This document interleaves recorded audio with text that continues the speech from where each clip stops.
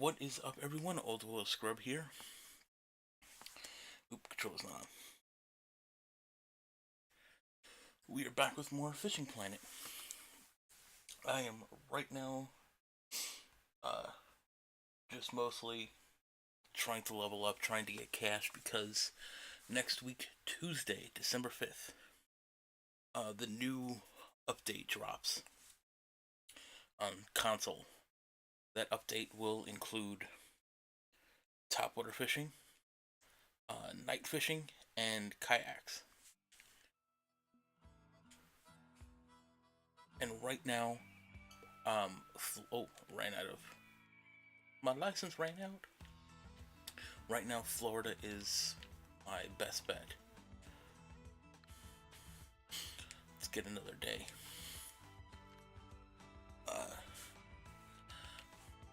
I actually have semi-decent luck in Florida.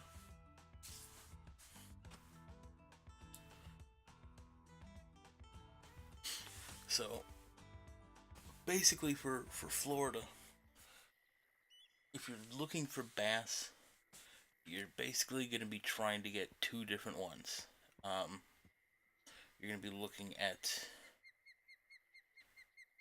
getting the peacock bass or getting largemouth. The one that gets you the most cash is the peacock.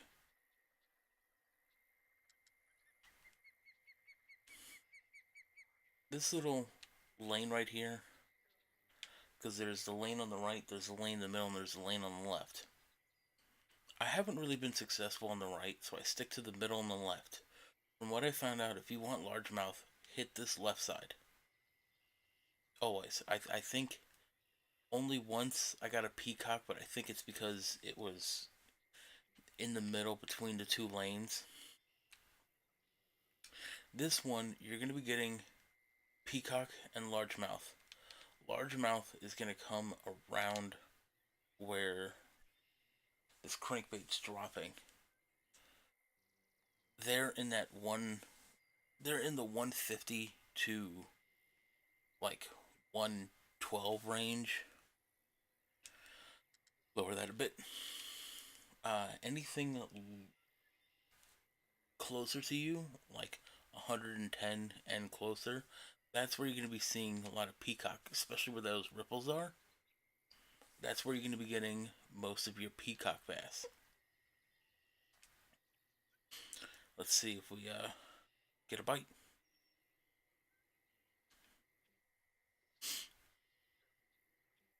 Now, if you want to do float fishing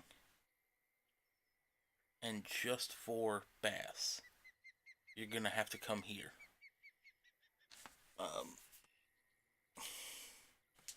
One of the spots that I do float fish for peacock bass, you can also get Florida gar. So if you don't want to get gar, there we go. If you don't want to get gar at all, like if you don't want to waste your time with it, then you're going to have to come here. At least in my experience, I haven't really been successful in other places.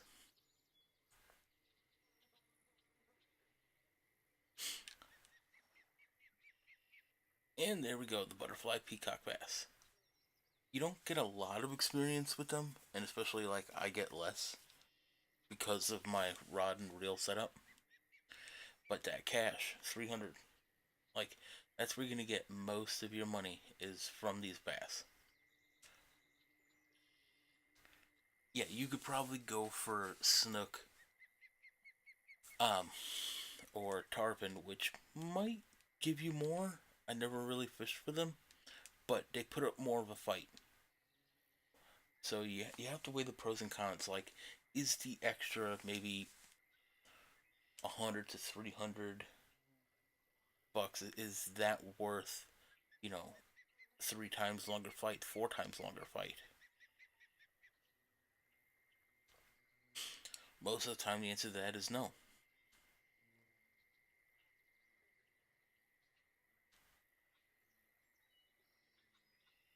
Now with the crankbait, you can just hold it down and let it go. Like right now, I'm just holding it down and I'm going. I don't have a lot of success with that. I know people do. There's something on it. There we go. Fish will come forward. I have personally seen that if you crank, like if you watch your guy actually,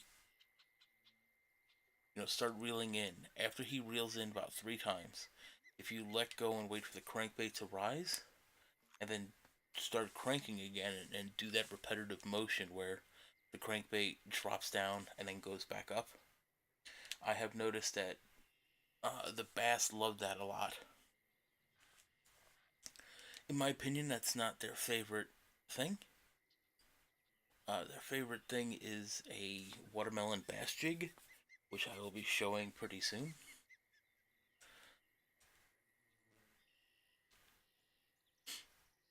And the crankbaits are slow, and they're designed that way. They're designed to be slow. Okay, so don't expect this to be like, oh, somehow we're stuck. You know, don't expect this to be fast like a spoon or a spinner or uh, the bass jig. But like I said, if you watch the guy, he 1, 2, 3, you let go, wait for it to hit because you can see on the top right below where it says crankbait, you can actually see how the lure is working. If you see that hit the water, yep, crank again.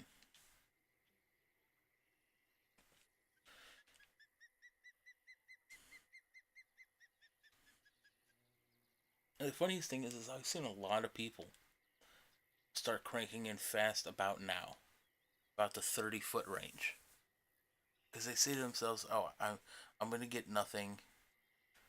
I'll speed it up and kick it out."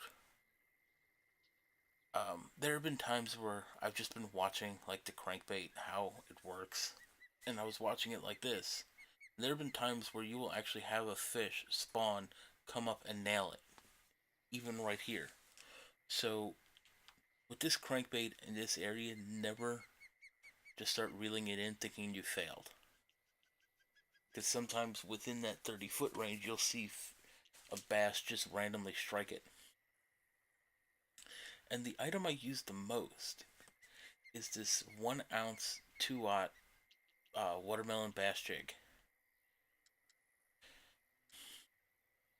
Now, this thing gets out there. That one wasn't too bad, but they love the twitching motion.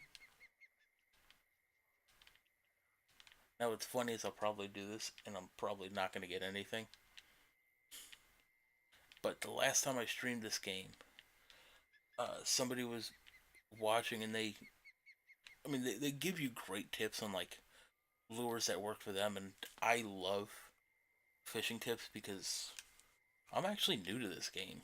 Maybe I started playing last week before that,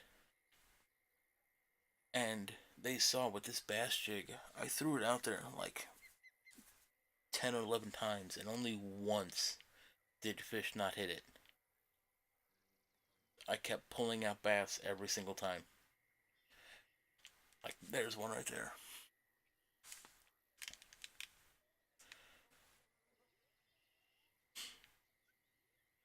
Yeah, they love, and it's the peacock.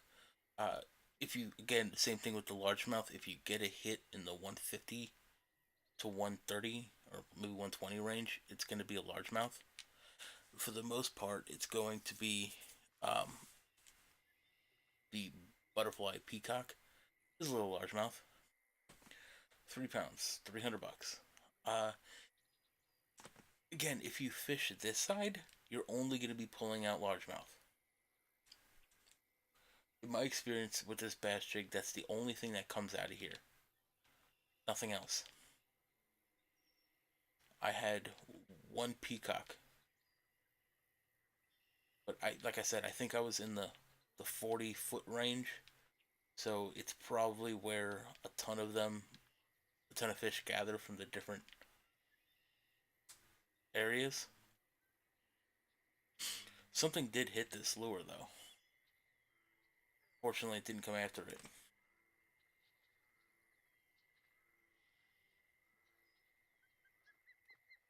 like I said, there was one time I was just watching in the water like that, and the fish just came up and nailed it. So, so far, out of 3 throws, 1 successful hit, we pulled it in, and then something hit it on the left.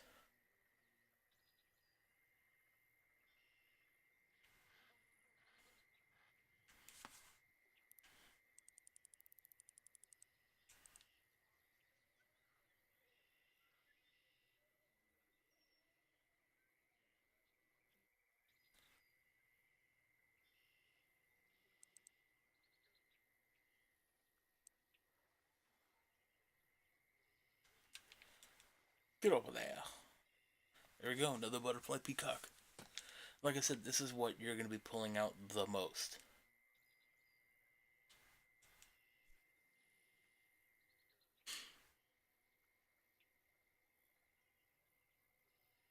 Also, it seems from my experience that the 130 to 150 plus foot range, you're going to be seeing a lot more trophy largemouth. I have not pulled out a trophy on the left side, but that doesn't mean that that there wouldn't be any.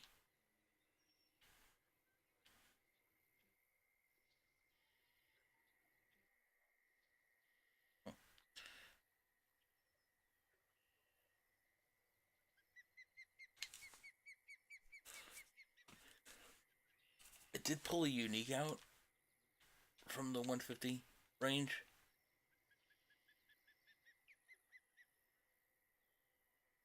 And then there's times where I can come here and, get totally skunked. That's happened many times. That's why I swap between 2 different methods. I swap between, well, technically 3, but I swap between the bass jig and the crankbait, or I swap into float fishing. So then let's look at that. So the setup I'm using is the narrow 1210.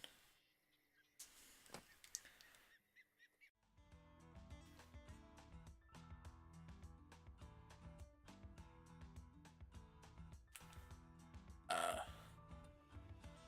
so this is the setup I have. It's the narrow 1210 with the Aspira ML 3000. I have currently on there 12-pound test line. I use the chubby bobber. I didn't really see if I can buy any other bobbers.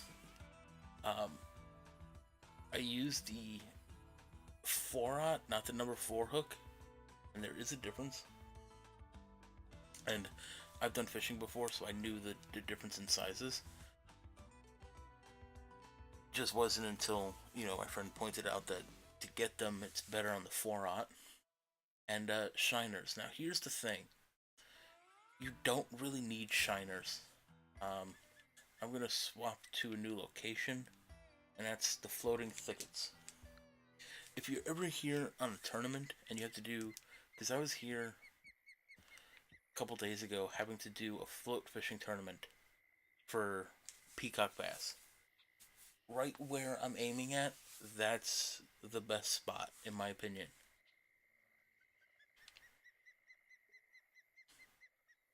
Between that and where the fish were striking or splashing in the previous area, yep, these 2 areas are really great. Again, you don't need shiners. You can get away with small minnows, but you can't buy small minnows from the Florida shop. So if you're gonna do float fishing and you want to use small minnows and not shiners, you have to buy them before you travel. It is a little slow. It's not like, instantaneously you put it out there, you're getting hits. But this is where I've pulled out most of them from float fishing, and this is where I pulled out most of my trophies from float fishing as well.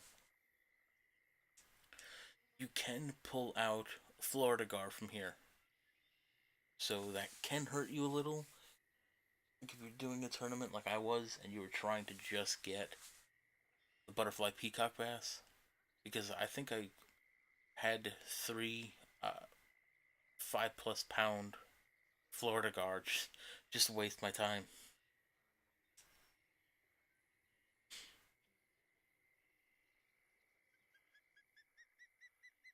I'll switch to the small minnows in a moment, but like I said, you can use shiners on the 4/0 hook or small minnows. They do not care which one it is.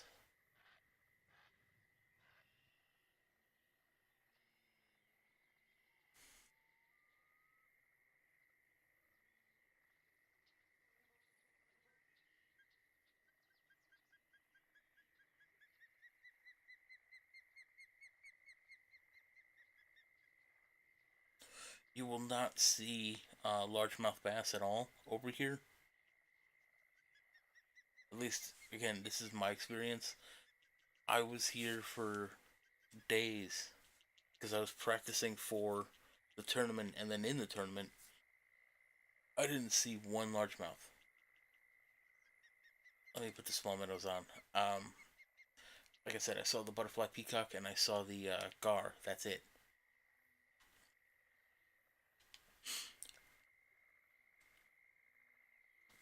So let's try the small minnows.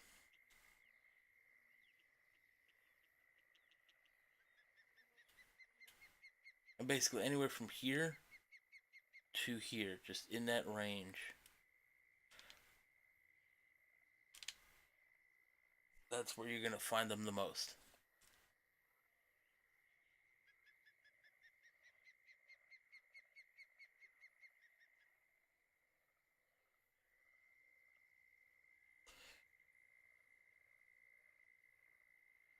Actually, I was here earlier today, float fishing for them.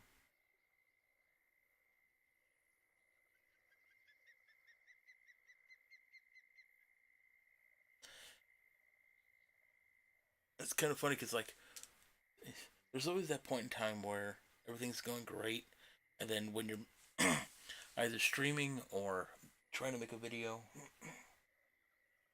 next thing you know, nothing will work. Kind of funny. And that'll happen in Fishing Planet quite often. You know, things that are working one moment won't work the next. Now the shiners are moving.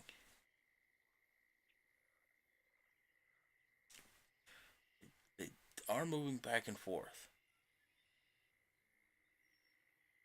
So in my experience, once I see that, I wait.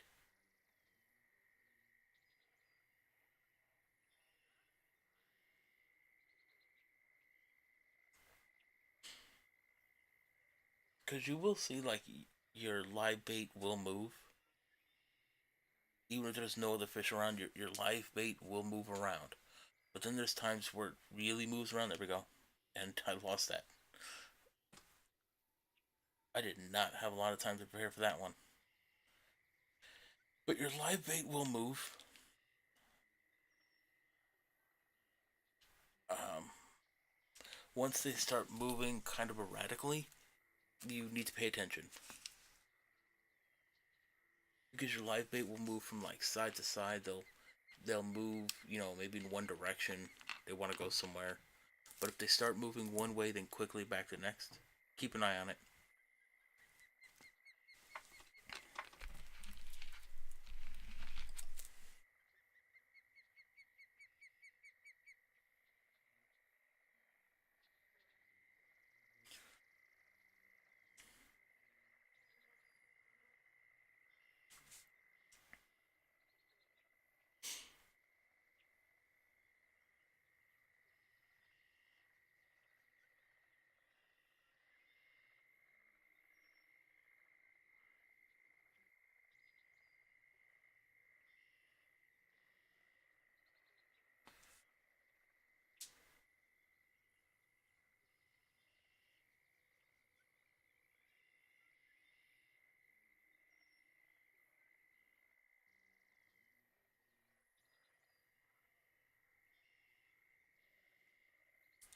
And again, it's literally just the waiting game.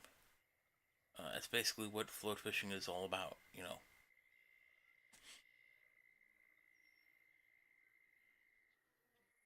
Chuck the bait and wait.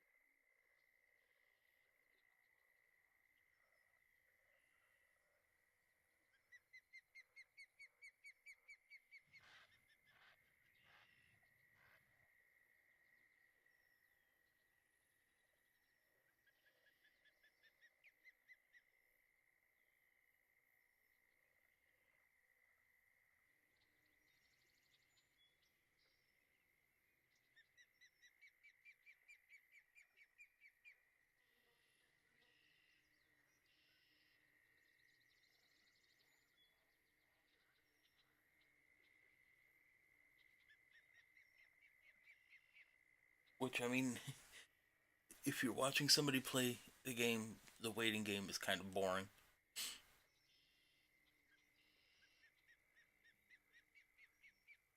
We do have quote unquote activity behind it.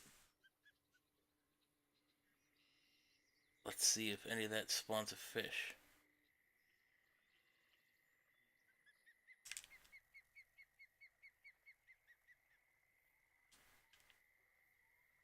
I'm going to reposition you. What's my depth at? Let's try 14.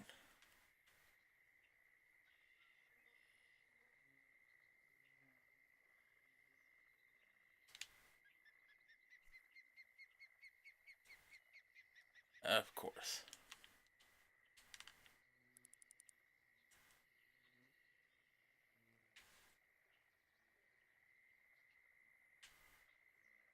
Now, I've never had the fortunate luck to come out from a snag and, you know, be able to get fish all the time. Sometimes you do, sometimes I don't.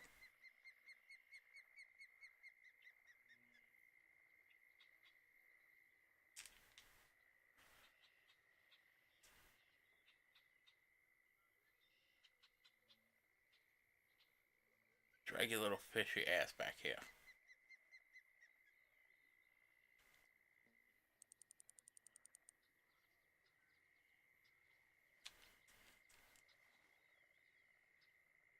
And there we go. Butterfly peacock bass.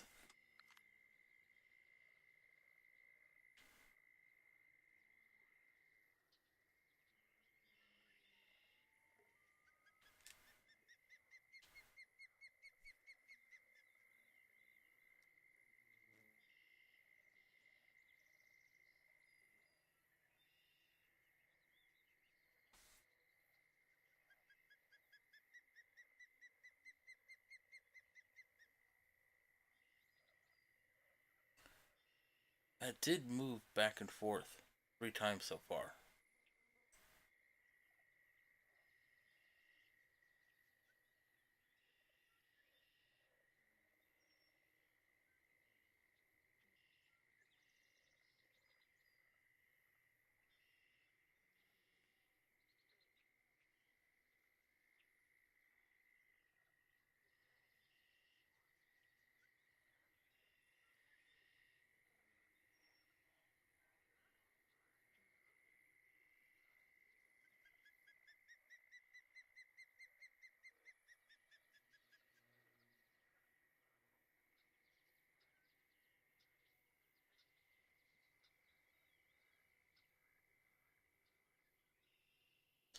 Okay, that moved pretty good distance.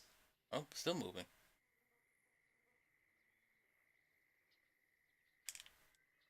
Yep, there you go. Again, always watch if you're float fishing. Always watch your live bait. If your small minnows or your shiners are up, rip.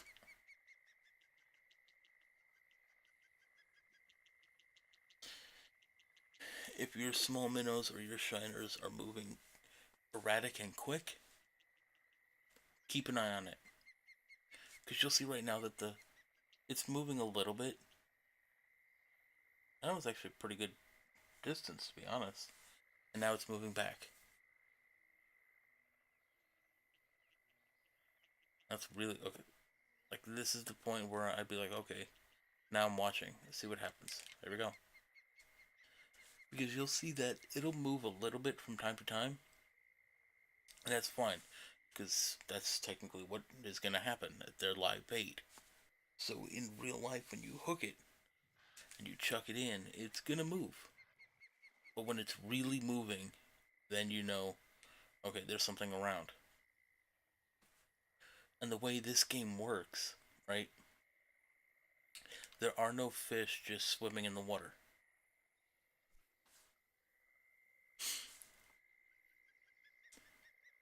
And the way you can tell that there's no fish just swimming in the water is there used to be an underwater glitch. And you can literally walk underwater and somebody, you can check him out by the name of Jake Vegas Digital, went underwater and you couldn't see any fish. And once he threw his lure in the water and he was moving it, you saw a fish randomly spawn in. Okay, now that's not because of the being underwater glitch. That's how the game operates. Because I have seen, like I said, when the lure is close to the water, I have seen fish both randomly appear and disappear. Literally, the fish is looking at the lure like it's dangling above the water. It's looking at the lure and then it just disappears. This game is made in Unity, so every time you perform an action, it's gonna perform a set of checks and balances. So that's why when you throw your live bait in the water, it doesn't always, bounce back and forth like a ping pong ball. Only when a fish spawns.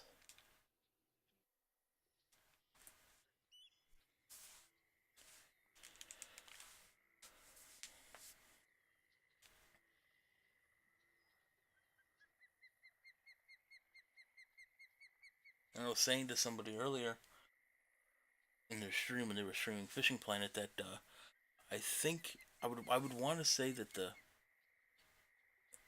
float fishing, like with bait, that probably has a higher spawn rate for fish. But the reason why you catch more fish on the lure is there are probably markers, hidden markers in the world. And every time the lure would pass by one of those markers, it would call a statement to see, can a fish spawn? If yes, spawn a fish. If not, wait till the next marker or see why it couldn't.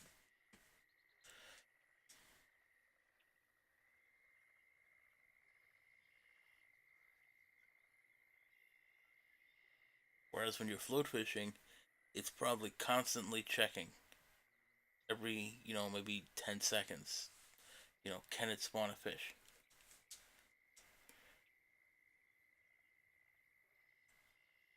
If yes, spawn. If no, see why it couldn't. And then, wait for the next trigger to happen.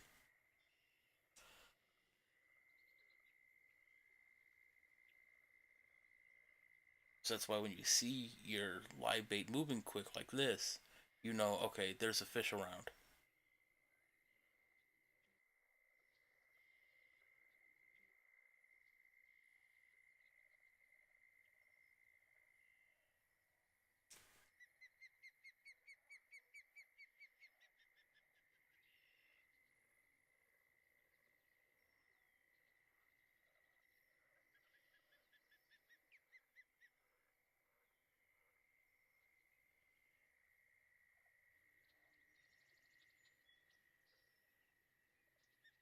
Alright, 39 pounds.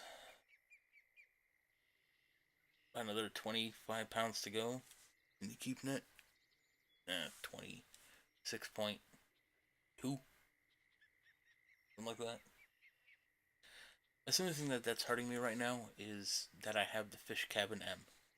Because there are times where I'm here in Florida, and at 9 o'clock in the morning, I'm already having to advance the day.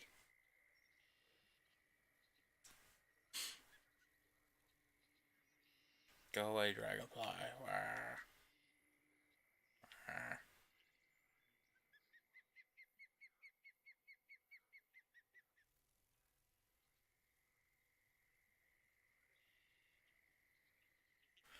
Probably gonna have to reposition the bait. Whoa. I heard a noise.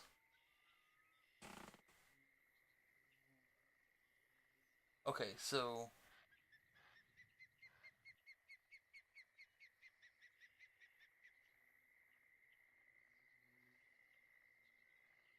lots of delayed reactions. Okay, so this is interesting.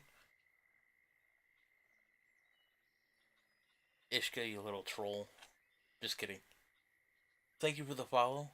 I see that okay, so Streamlabs is working because I heard the noise and I see the alert. What? You're like, what? But then it doesn't pop up in the bot. Oh yeah, the bot had to be updated. And it didn't update it. What? Ugh.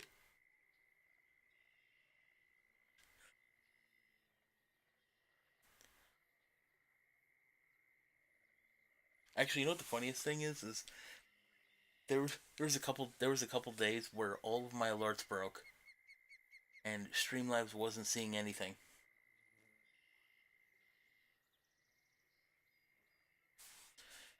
Literally, it was seeing nothing for days. And as far as I know, I'm the only one that had that problem.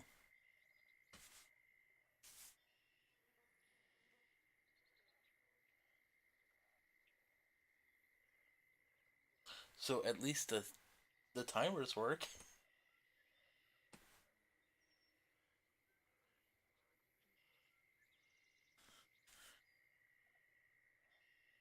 The fishy don't like me. Oh, I never had problems with Streamlabs. I'm not even joking. Until Ankbot merged with Streamlabs. It was that Wednesday that they merged together that the alerts wouldn't pop up on Streamlabs. Uh, Streamlabs website itself wasn't seeing follows, whereas Twitch was, Stream Elements, everything else was seeing it, and then uh, Inkbot, which is now Streamlabs chatbot, wouldn't see it. And when Streamlabs website finally did see them days later, it never pushed it to Inkbot. I'm like, oh great, that's what happens when you merge. You break everything.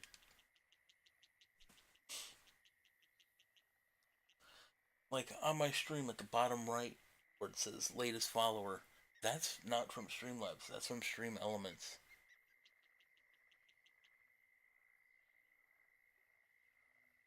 Yeah. Okay. It's because you're cool, and I'm an idiot. And it's my own fault because I'm in the chatbot Discord, so I knew there was an update.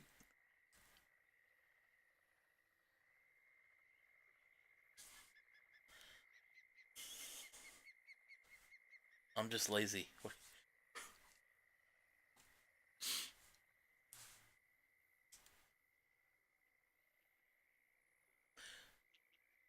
I'm getting old and forgetful.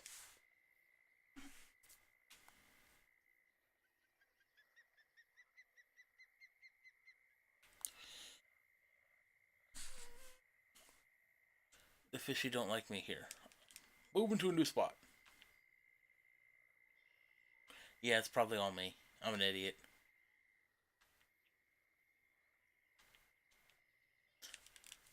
I wait until the last minute, then I go, nah, I don't feel like waiting. Like, yeah, I could have did it earlier, but I don't feel like waiting. Right, this is the other spot that you can get the butterfly peacock bass. Huh.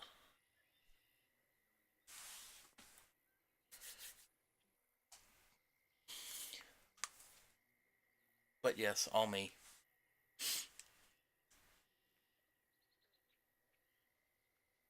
At least that would be my assumption because I broke it all. Oh, we got something.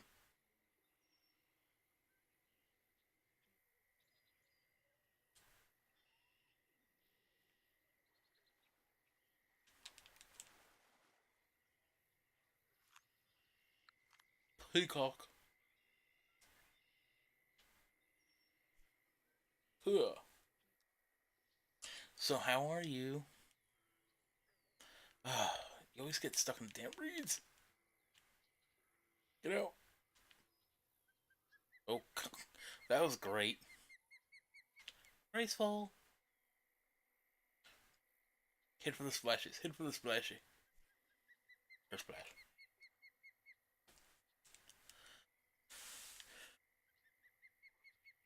You know, I forgot to ask you, who was that hero you were using in Overwatch?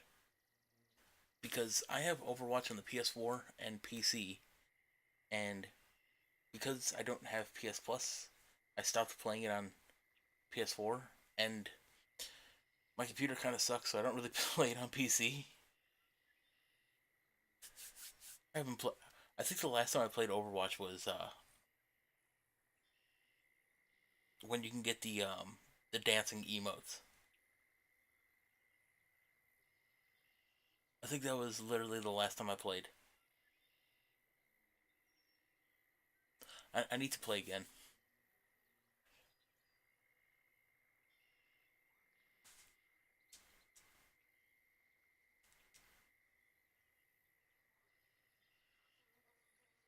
It's odd because she seemed like a really aggressive uh,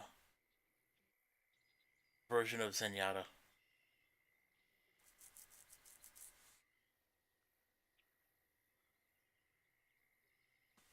It was the anniversary.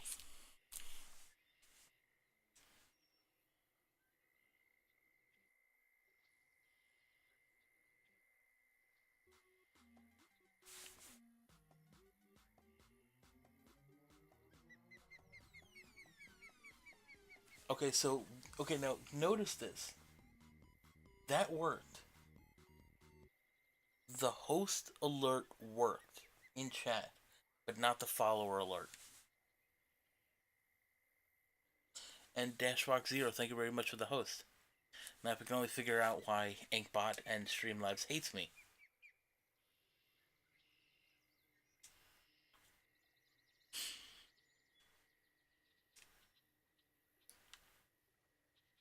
Let's go, fishy.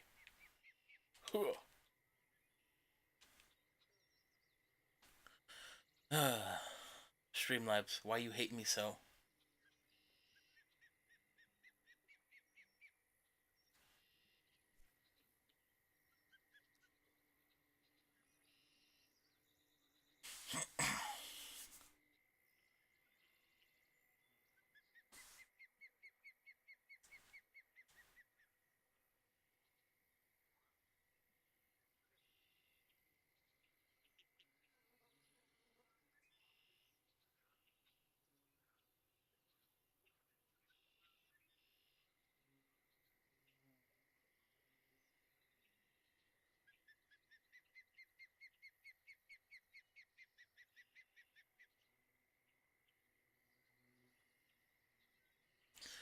That's right, go get some sleep, Dashbox.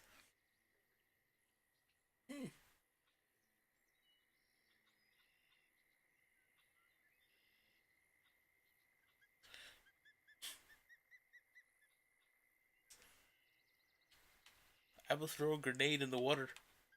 Give me the fishy.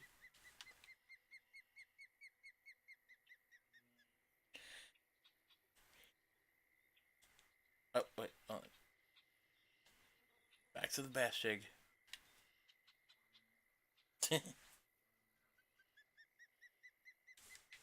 You know what's funny is um, Meter B Dargan is Inkbot.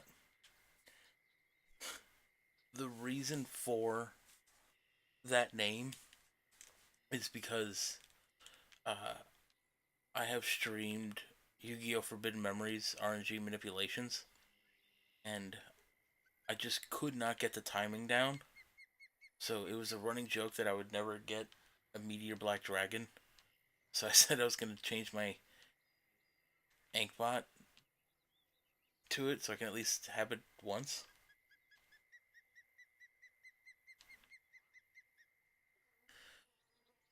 Ooh, the fish are not happy.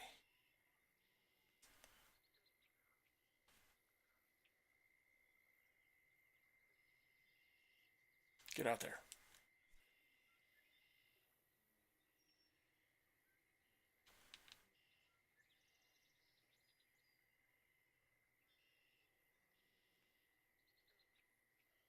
But yeah, she seems interesting in Overwatch. Hello, Fishy. You're, I know you're over there. Come and get it. You know you want it. There we go. But yeah, I kept having problems getting the timing down because I would go off audio cues. Because using a timer sucked, and audio cues are more exact, but I just could not get it.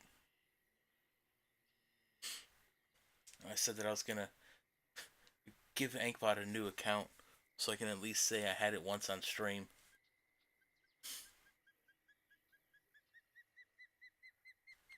Actually, there is still a highlight. Oop, Fishy hit it. There is a highlight still in my stream where you'll see me get all the way to set 03 and then just get obliterated.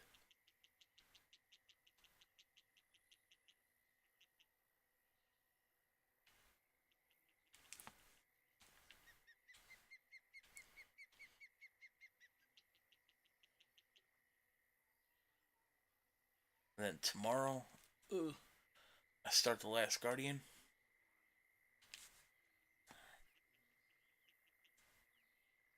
That makes me happy.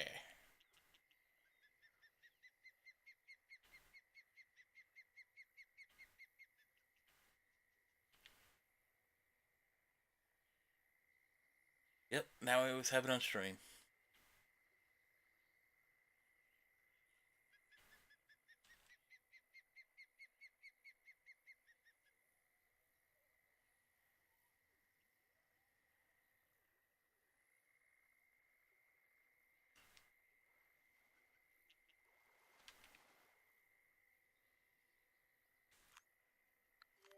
Level 25. One more level, I could buy a new keep net.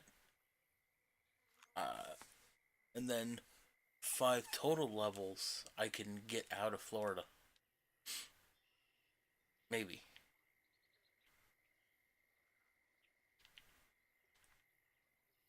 I should have enough cash by then.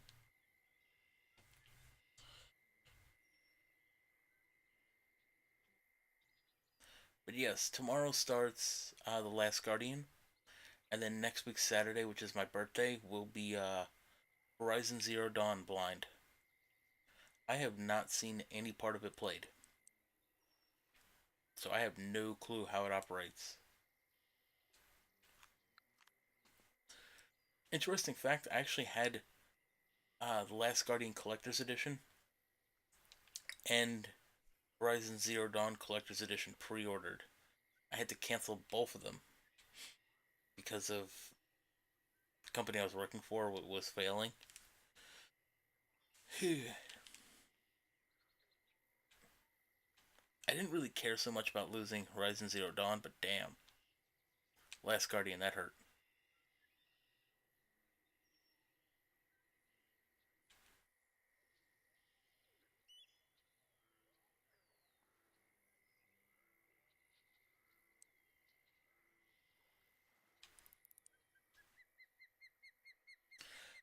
Uh, yep.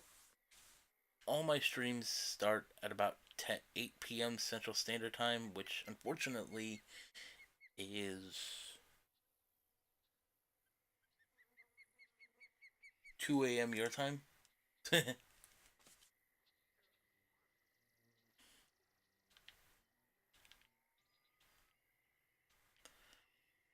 Stuck in the reeds.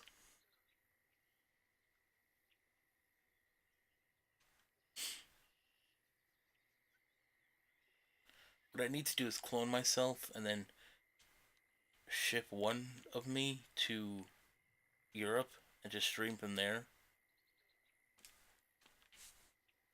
Keep one clone here to stream and then keep the original me sleeping.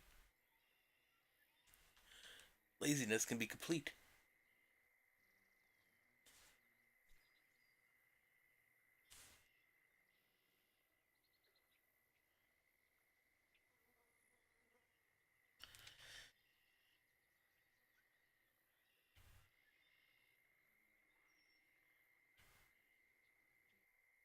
Well, that's why technically, like, I'm skipping my birthday And even though I am buying people gifts, I'm not telling them because I told them I'm skipping Christmas because I told them if you buy me anything, I'm gonna sell it for cash because the company I worked for folded completely now.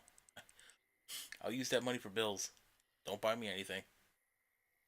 What they don't know is I've already bought them gifts. Well,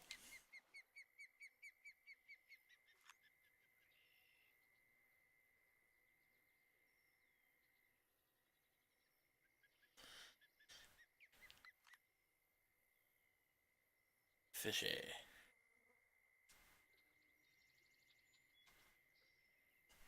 Alright, I could probably catch one more fish and then I have to advance the day.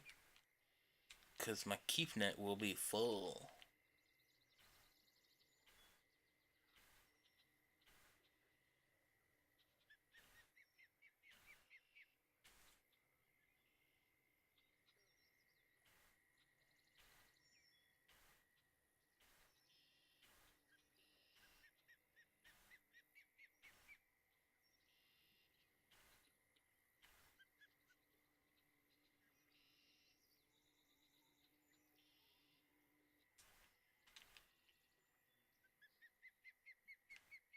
Let's go for largemouth.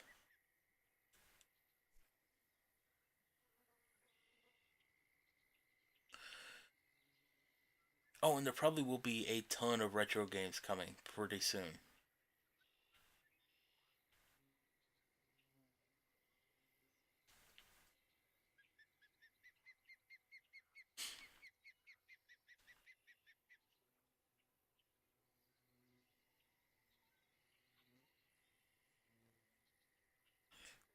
When that will be, not 100% certain.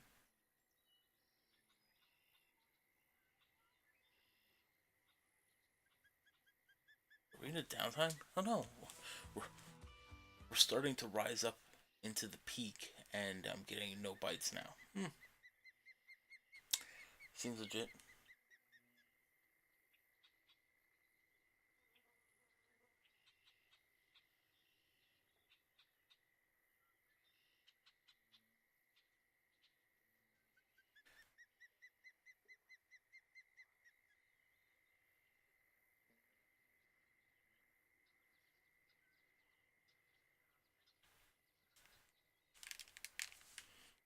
Alright. Now, you have to watch out for this left lane, because the fish will just start shooting right at you, and you can actually lose the fish that way. You just have to be careful, especially when it jumps like that. It's not pretty. Let me tell you what. Holy crap. Stop fighting. God damn. Get over here. Yo, largemouth, hurry up.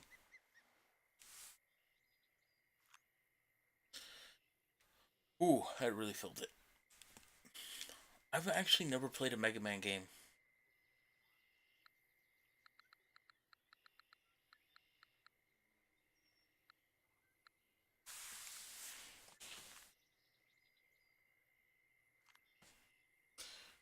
We extend the day. 6 grand. Ugh. And another 1,000 experience. Okay, so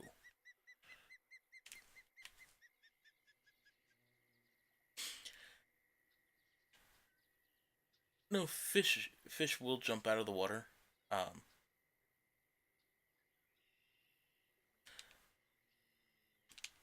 but when they jump out of the water, the line you'll have too much slack and not enough tension, and the hook can pop out. Well, okay, I played those a couple of those Mega Man Battle Network games, but I don't really count that. But no, I've never played a Mega Man game ever. Just like I've never played Castlevania.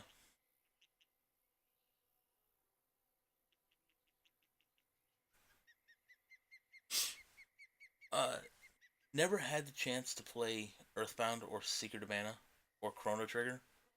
Although I did come close to buying them, I was pissed.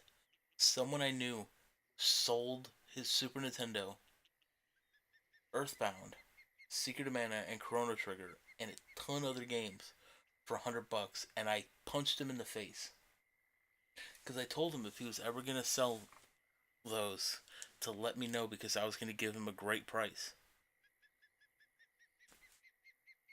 And he literally sold it all for $100 when I was gonna give him close to 300 because this was when they weren't too expensive.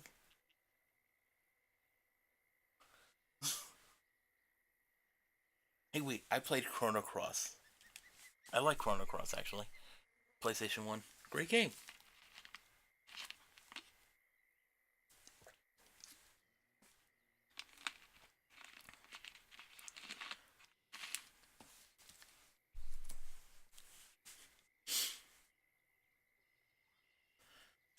But yeah, I was gonna give him close to 300 for those, and just for those three games, not any of the other crap. And he sold it all for $100.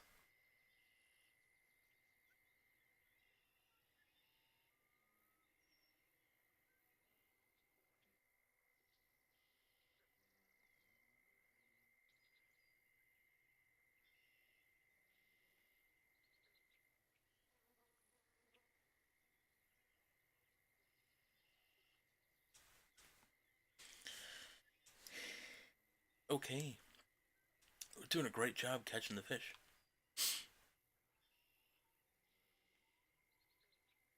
Yep, he knew that I would have bought them, and I would have given him a fair price.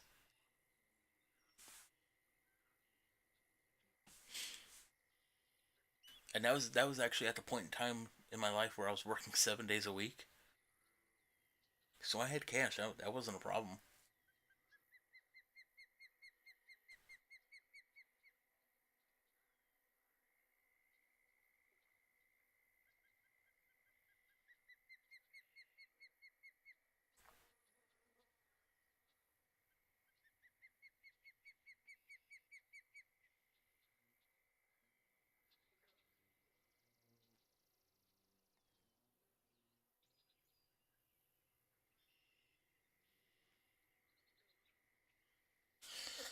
It's all good.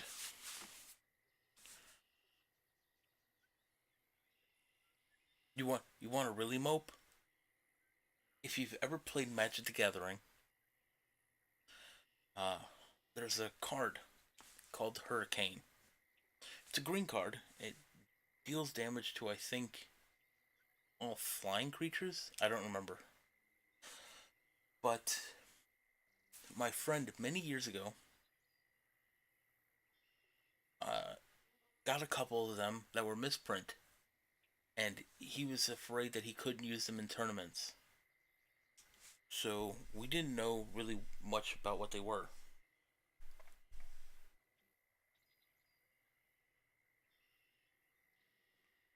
So I'm like, okay, I'll give you, because I had a ton of hurricanes. I'm like, I'll give you regular hurricanes for these. I think I got two of them, and I'll give you, $5. He's like, okay. Come to find out that those hurricanes were incredibly rare and expensive. Uh, they came out in a set in 1993 or 5 called Summer Magic slash Edgar. It was supposed to be a fix to the errors in the revised set. Yeah, somebody stole tons of cards from me, including the two blue hurricanes, uh, four play sets of each revised dual lands, because I bought a whole bunch, because I like making decks. Um, one to two play sets of each revised dual lands that were in decks. Those were also stolen. And that was when the Blue Hurricane wasn't too expensive. They were only $500 each. Yeah, now they're like 5 grand and up each.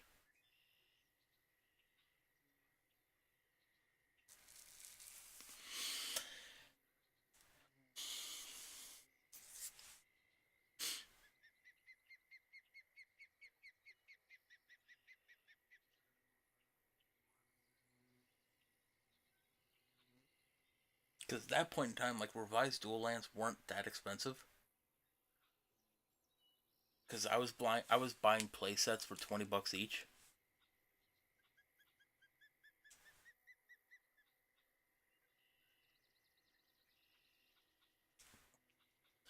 Oh yeah, those blue hurricanes are like 5 to 10 plus $1,000 each now. They're as expensive as most Black Lotus. I mean, if I had them now, I'd sell them.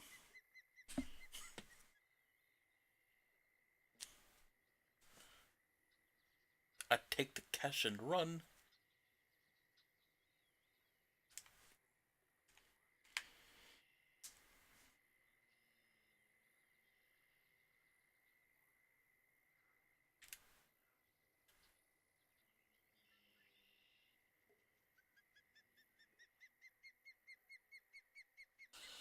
Yeah, blue. The, apparently, there were many errors in the revised set in Magic the Gathering, so they came out with another set to fix them. Unfortunately, they made more errors. And one of them was a misprint of the blue land, of the hurricane. Instead of it being green like it was supposed to be, it was blue.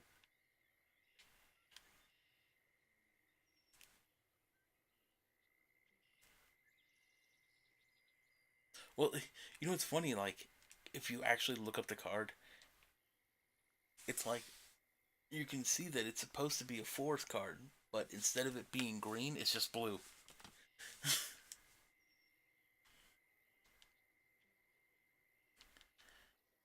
Yeah, there went those cards. There went a good Merfolk deck, good Goblin deck, good Elf deck. Oh yeah,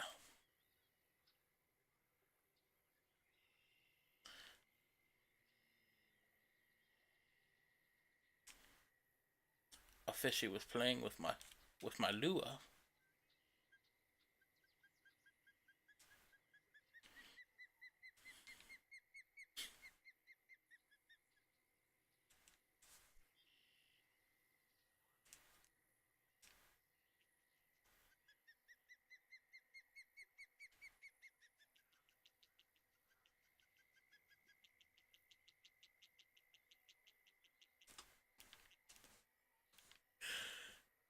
I was dangling my lure for them.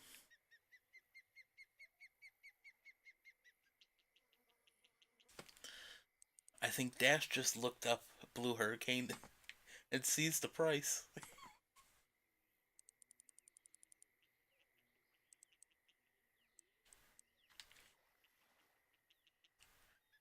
I'd be laughing all the way to the bank.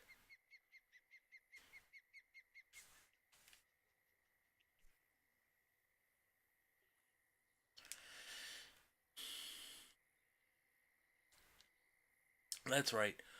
Hurricane does it to all flying creatures. Earthquake does it to all non-flying creatures.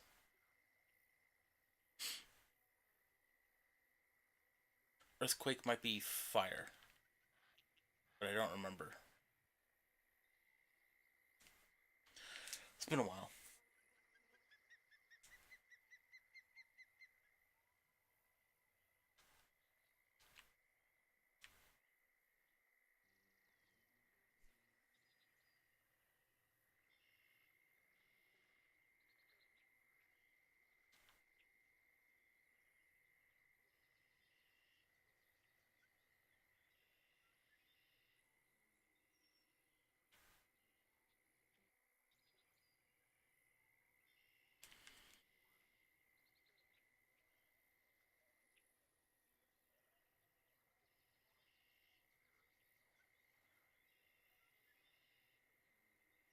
Yeah. But yeah, the person who stole 90% of my stuff, like, I wasn't the only one that got their stuff stolen.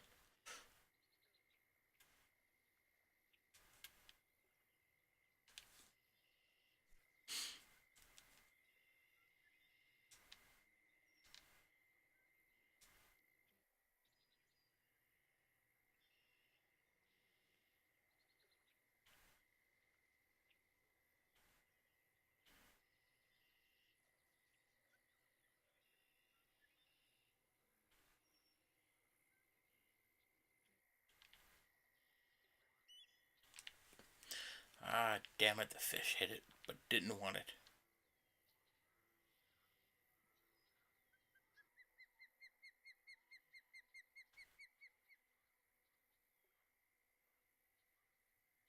Well, at least that timer works. I still don't know why the follower uh, alert didn't pop up in the chat. Because the host alert did. That popped up just fine.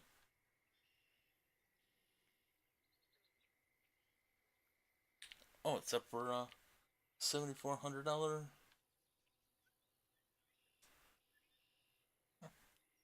Yeah, that's about what they go for.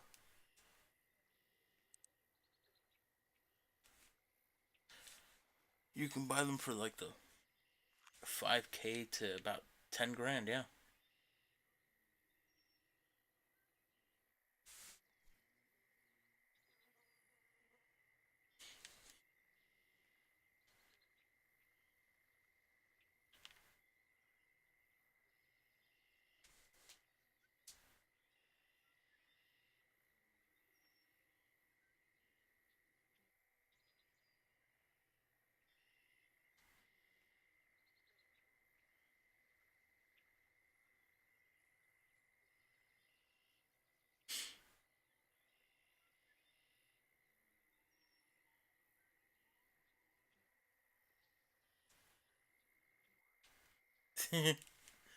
Yep.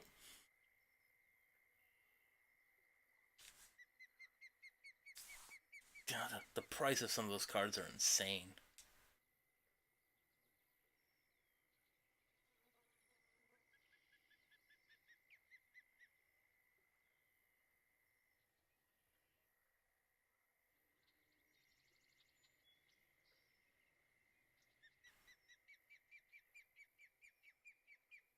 No, on that you see, but I'm talking like from the chatbot, it should have popped up uh, follower information, and then in the chatbot, because I have the event panel open, it does not see the follower at all. It shows the host. So it's like, oh, here we go again. Streamlabs is breaking for me.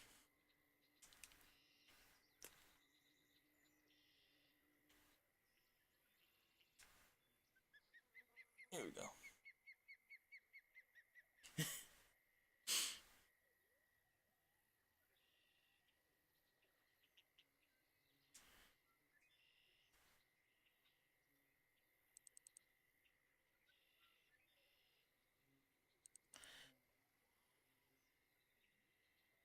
But yeah, that card is not cheap.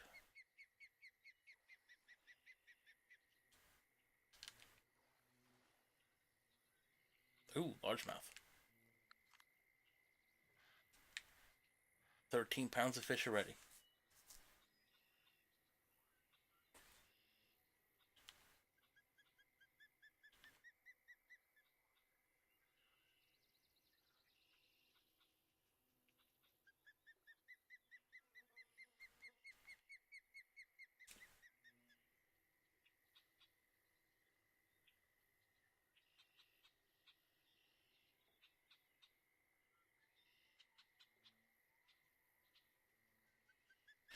Just, just Jack Fems. She'll never know. Don't tell her I said that.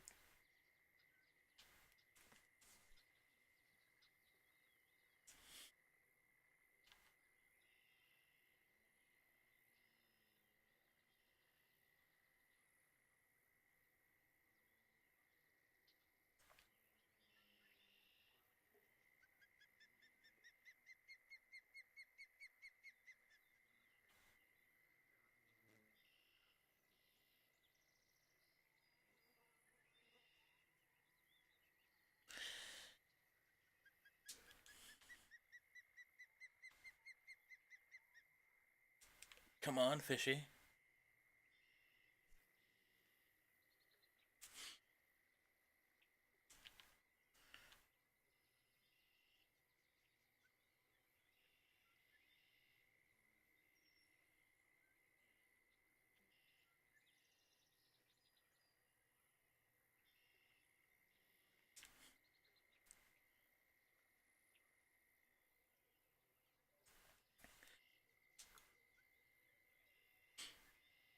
But yes, next week, Tuesday, the new update drops for this game.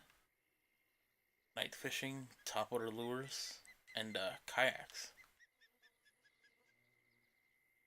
Ooh, $400.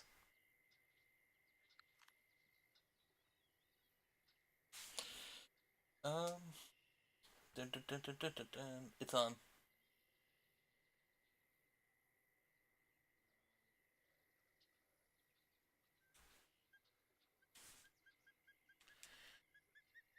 But I just find it funny, like, here we go again.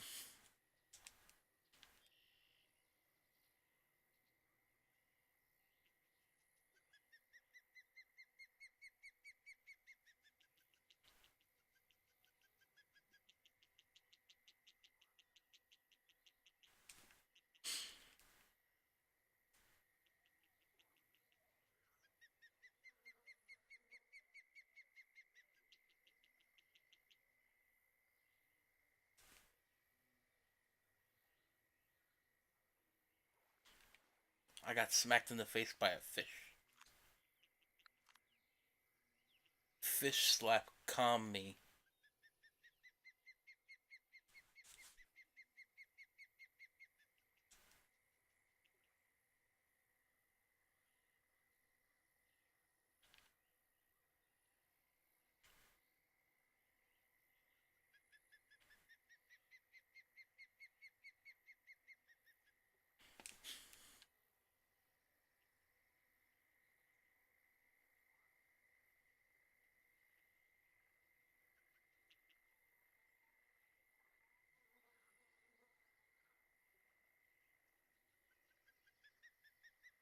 Wee.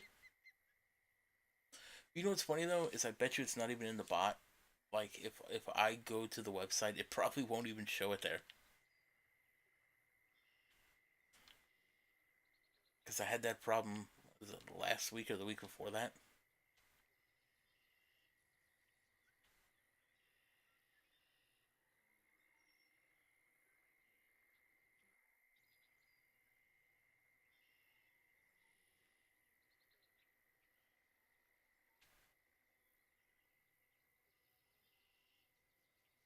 Oh, there you go. A fish actually came within the 20-foot range. Let's swing the fish around. Oh, let's not lose the fish.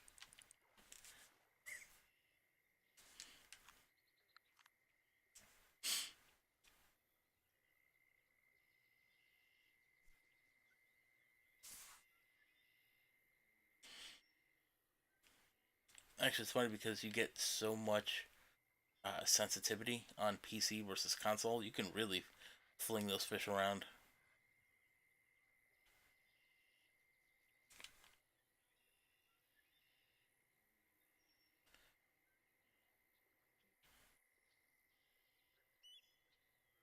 So this is the third day so far. 24 pounds of fish.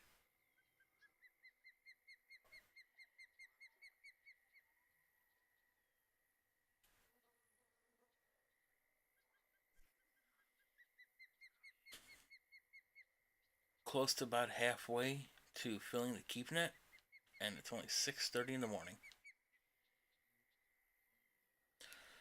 I need an upgraded keep net.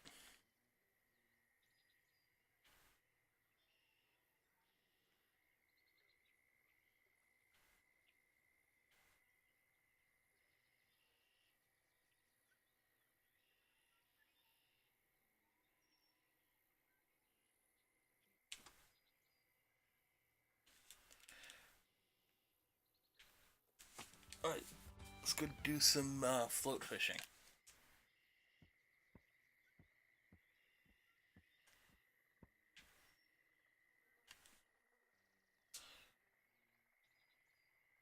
Okay, good. We got the small minnow still on there.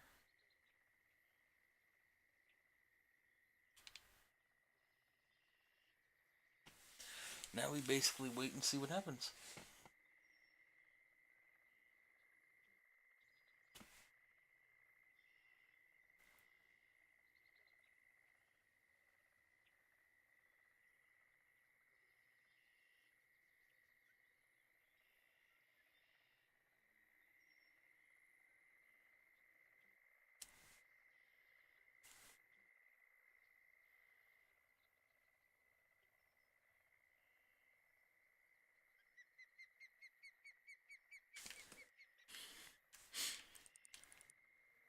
We got one, boys and grills.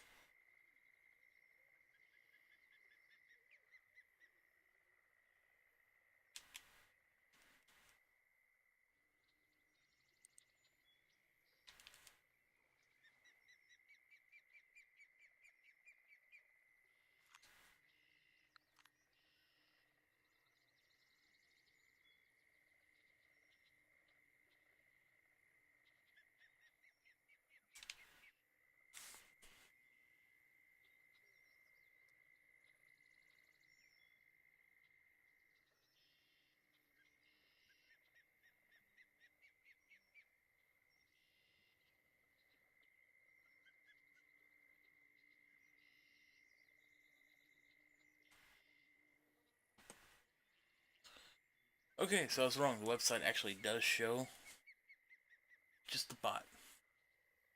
Okay, I guess I have to stop being lazy and keep up with updates.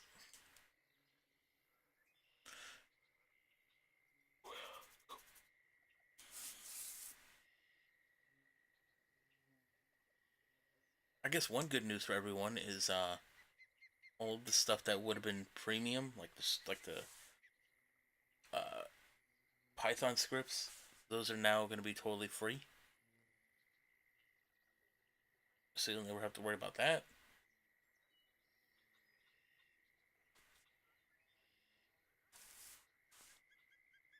Yeah, I have to stop being an idiot and when there's an update, just open it up and update it.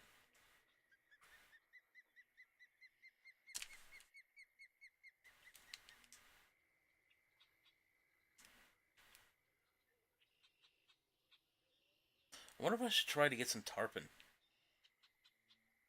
It probably might snap my line. Maybe even my rod.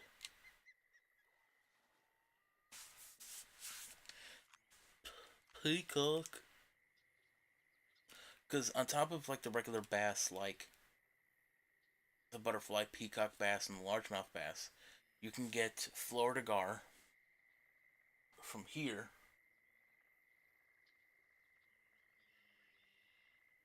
And then you can get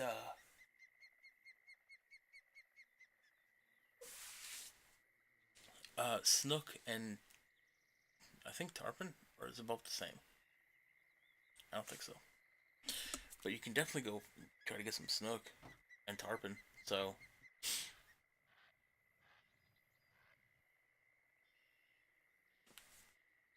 I guess we'll have to see.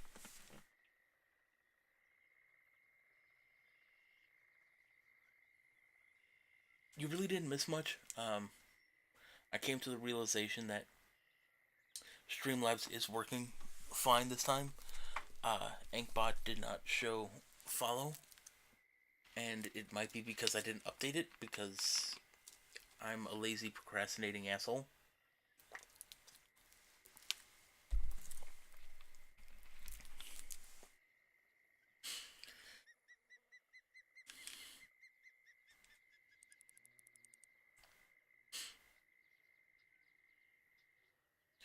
That's about all you missed.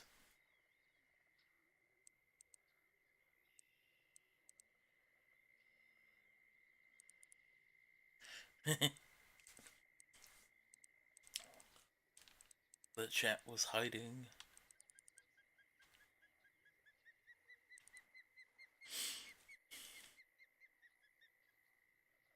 Holy crap.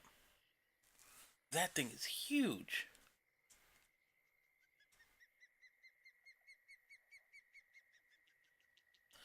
There's three different types of size classifications in this game.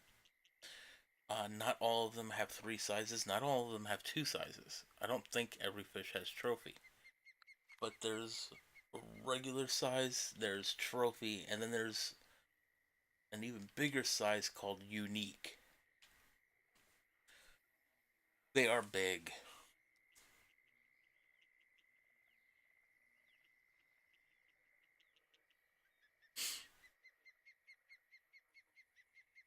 The, I've only caught one unique. It was a largemouth bass. It weighed almost 10 pounds. I was like, damn.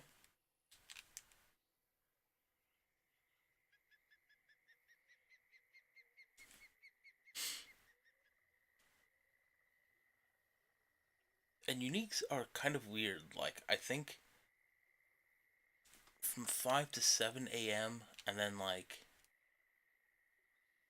9 p.m. Something like that. They have like these weird times that they can spawn. You can't really get them at night on the PS4, which is what I'm playing on, for the sheer fact that until next week, there really is no night fishing. After 9 p.m., it's kind of a waste to try to fish. Actually, wait, give me a moment. I can show you. Every fish you catch, you get a 3D model, and it only keeps the largest. I think it's.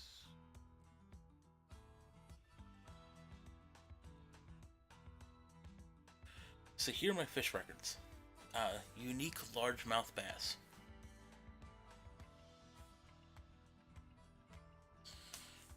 Well, you know what's funny? Is in this game there actually is a headlamp hack, but you have to fish at night.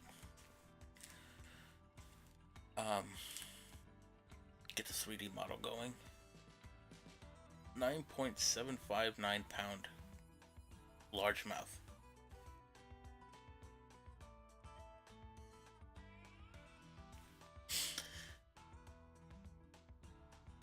I think these largemouth go up to like 12 or 13 pounds.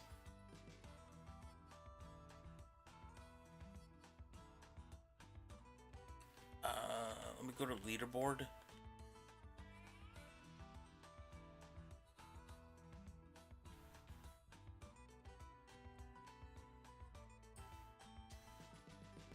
Let's go bass. I mean, look at the unique striped bass at 48.9 pounds. Holy crap. That's one fat fish.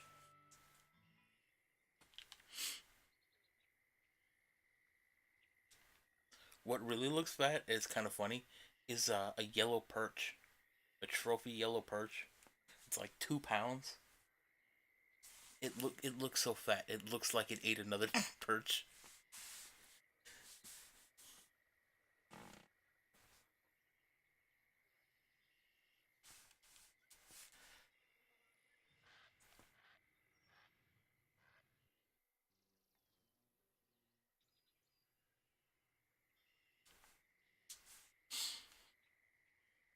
And I think I'm not entirely sure, but I think the alligator gar are the biggest because they are over 100 pound trophy fish.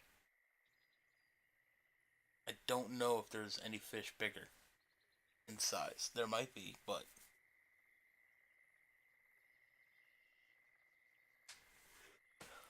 oh yeah, the fat ass yellow perch that I caught.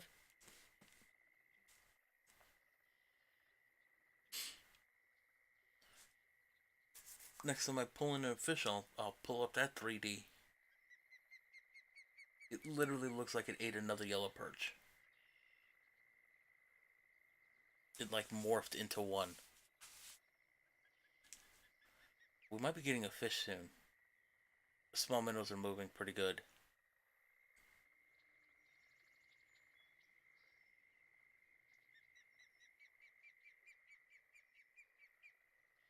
Maybe not.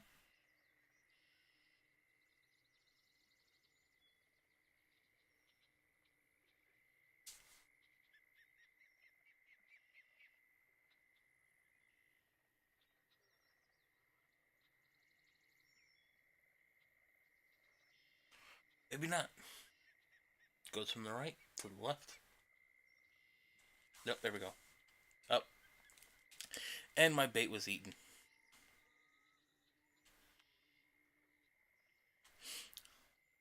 Rip minnow.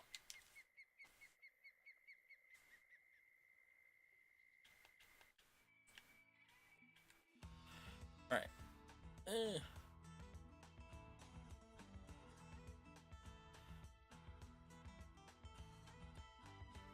Okay. Look at this fat yellow perch. It looks like it ate another one.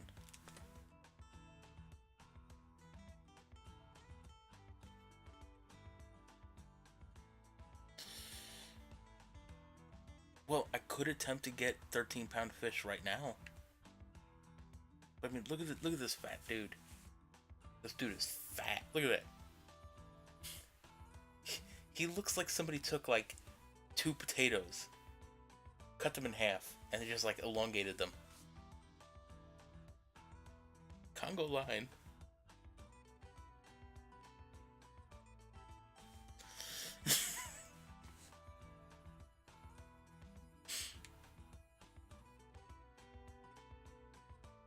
Now, what's funny is the spotted bass that I caught, the biggest one is only 2 pounds. They're picking these things out at like 40 pounds. But I can actually attempt to go fishing for some bigger fish.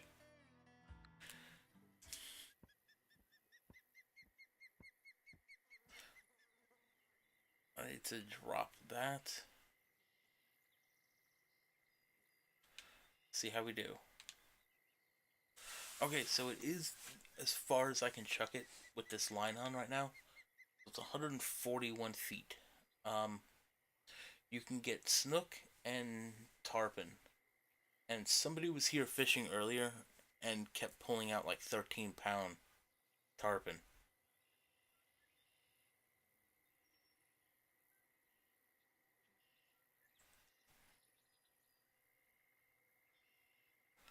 The thing about that is my line can only handle 12-pound drag, so if I catch a 13-pound tarpon, I might not be able to pull it in. So I'll probably wind up either snapping the line, the rod, or the reel. They can only handle 12 pounds. So this float fishing setup. Oh wait, I have to put shiners on. Not minnows.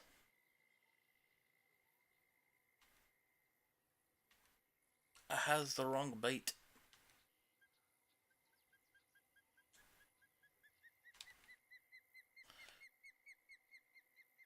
Here we go. Big and beefy.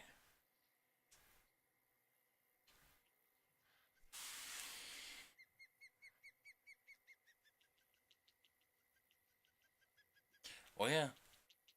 You can snap. At the bottom right, you see 134 feet out of 190. If you're playing, you can put it in empirical or metric. So you can put them in either one, depending on what your preference is. But then above that, you see 3 circles with bars. Left one is line. Middle one is rod, and the one on the right is reel. So we have something pretty big-ish. I can't even pull it in. It's actually pulling me out. And it's still going. And if I increase the drag anymore, I'm going to snap the line. Okay, it's coming back.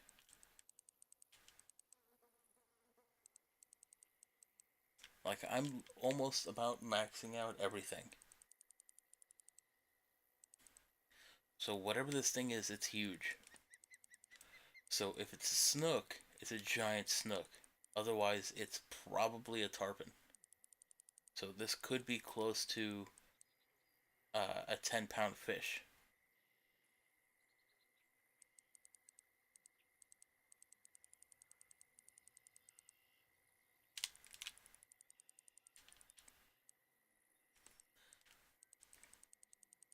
because I could increase my drag once more, but increasing your drag once more right now, it would put me too close into the red and the line would snap.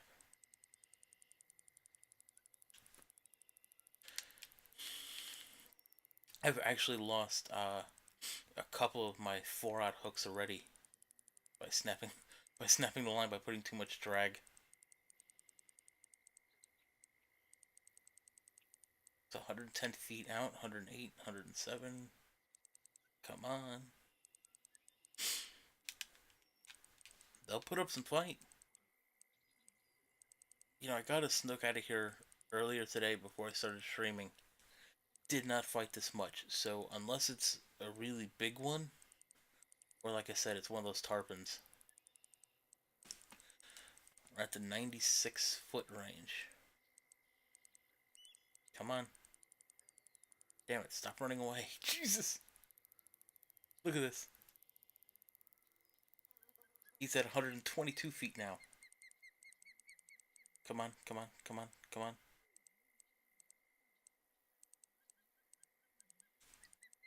114, 100. Jeez.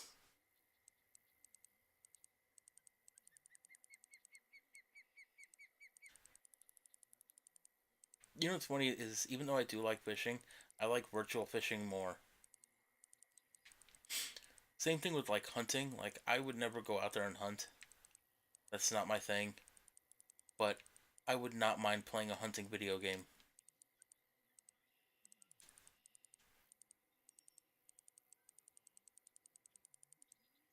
Oh, he stopped fighting. Oh, you little sneaky little bastard. You started swimming right at me.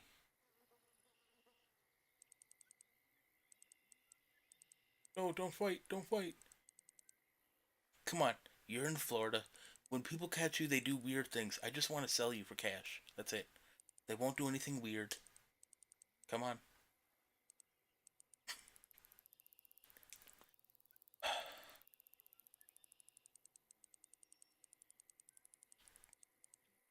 Okay, this thing is putting up a really good fight. What is this? 60 feet, 70 feet.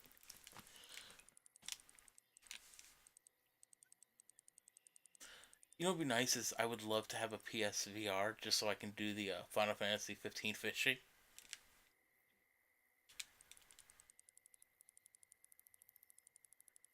Like that's probably all I would ever do with it.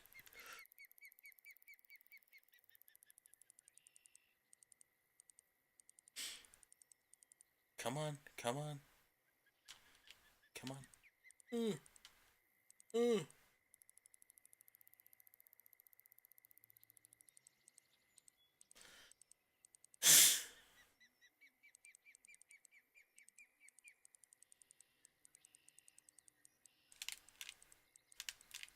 Let's go. Okay, 40 feet. Right? Yep, okay, there's 40 feet. There's 35. Come on. I just want to be your friend. I'll have you know I kissed a fish before I let it go once. Thank you very much. We can be friends. Oh, 26 feet. We are 10 feet away before this thing auto glides in. Come on. 30 feet.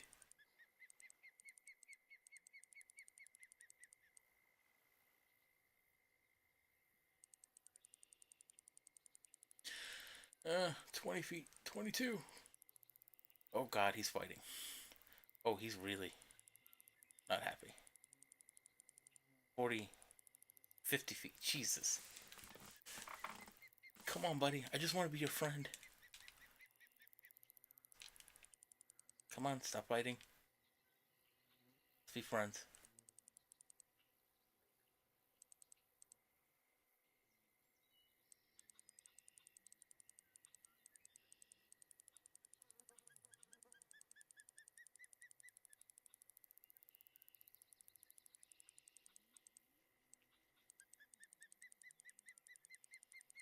Are you talking about the Newfoundland dog?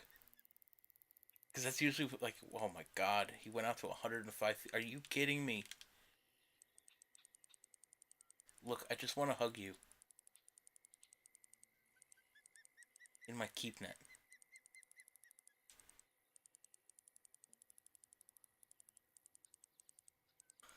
Wait, the same what? I'm confused. 95 feet. Oh, God. Come on, buddy. Come on, I'm gonna start yanking you back now. Multiple times. Come on. Like I'm freaking walking my dog. Get away from that. Get over here. Stop barking at other dogs. They don't want to play with you. Come on. No. No. Don't play with that stick. No. Can't chew my hand. No.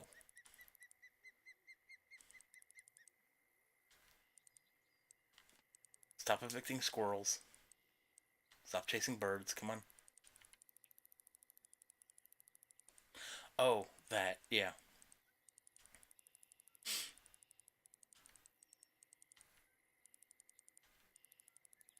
Come on.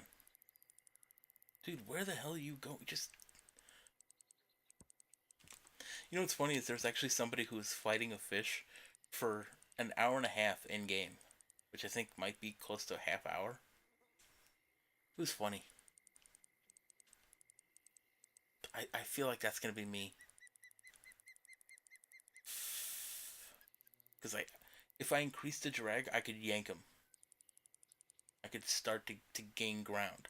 Unfortunately, increasing the drag is gonna make the line snap. So,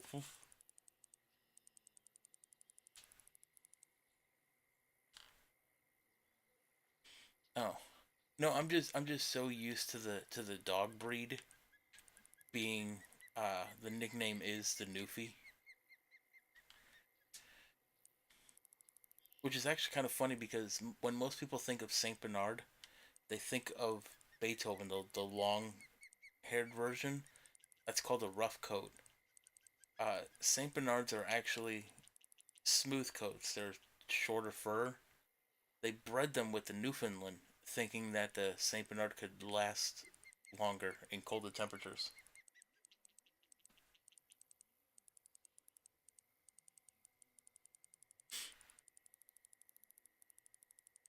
God, he is just not having it today. Come on, come on. 37 feet, 35. Come on, come on, come on, 30. Look, you just have to get to 16 feet. That's it. Because then you auto glide in. Come on. 36, 35, 34, 33, 32.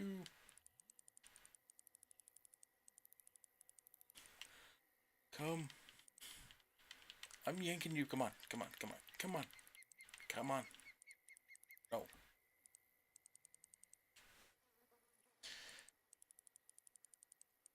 Oh, and they use Saint. Oh, God. And they used Saint Bernards for rescuing people in Zish. No. Because. I don't know. Actually, I think the Saint Bernard can smell up to a human up to 6 or 8 feet deep in snow. Come on. Come on, I'll start walking back. We'll compromise. Okay, fat ass dog just clunked down. You're graceful as a freaking elephant there, dog.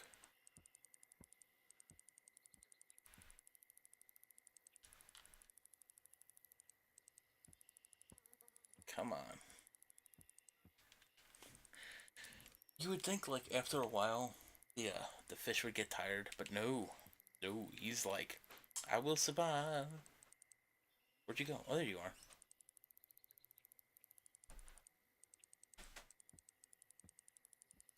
God, now you're 70 feet away. 80? Come on, come on, come on, buddy. You can do it.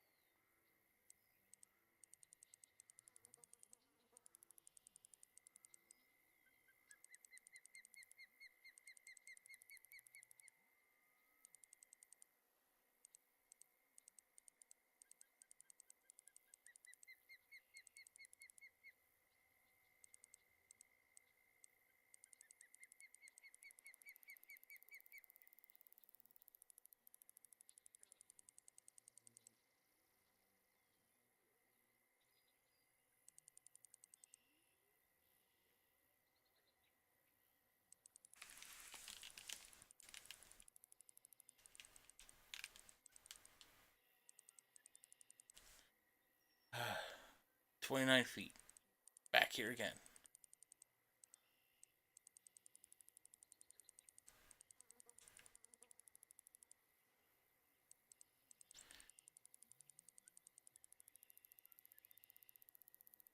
Oh, really? Back to 50 feet? Fish, I just want to be your friend. Just want to hug you.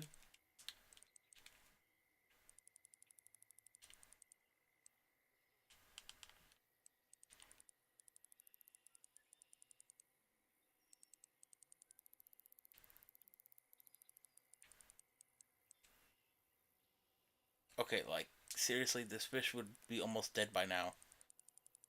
To be honest. A lot of fish, when they're putting up a big fight, it kind of wears them out a bunch. So this fish should just be tired.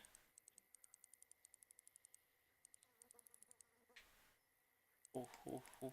22, 20, 19. There we go. Jesus Christ. How big is this thing? Holy crap. I can't even keep it. Are you kidding me?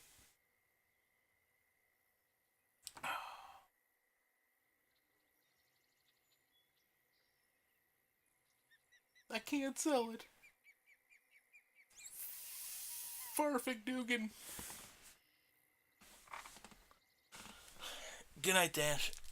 Oh, crap. I can't keep it.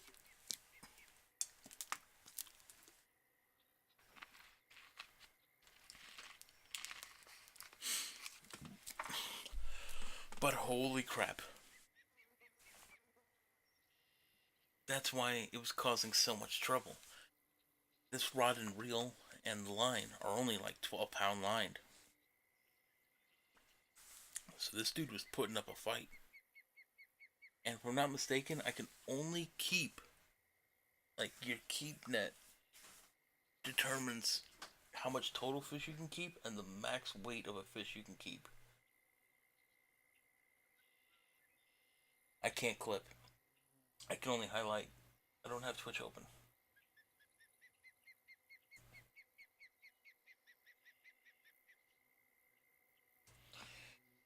Whew. But your keep net determines how much total weight you can contain, and let's look at this bad boy. Oh boy. Damn. Damn, son. Where'd you find this?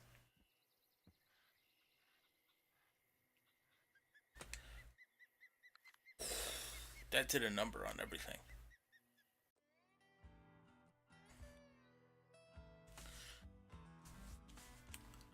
What is it set up for? Doesn't tell me. But I want to say my keep net can only handle 22 pounds per fish. Oh, I did it wrong.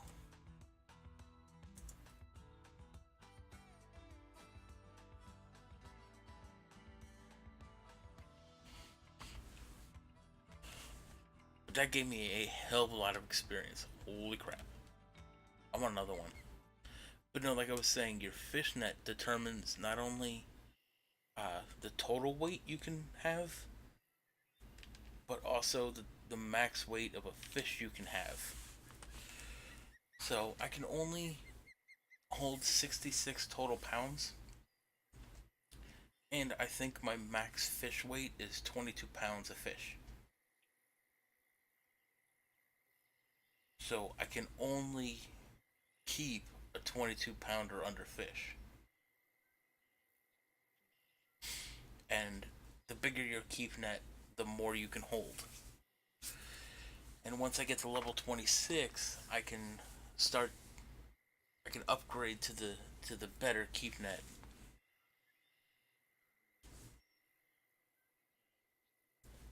Let's go again.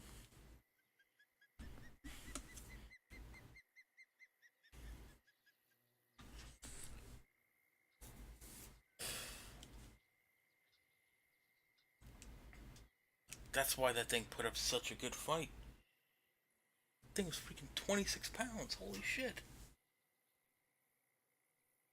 That is the biggest fish that I've ever caught.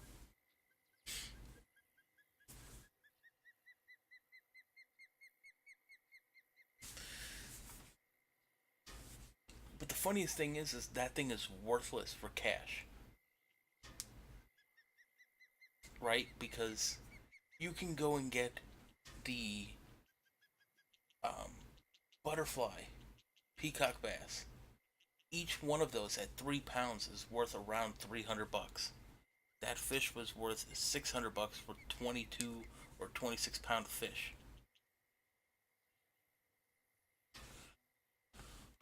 Like that's the one problem when you're going after snook. Probably gonna go back to peacock bass because if you're going to get cash, do not go for snook. It's not worth it. Ooh, how far are they gonna let me? No, no. How far are they gonna let me run? Let's see where we can go.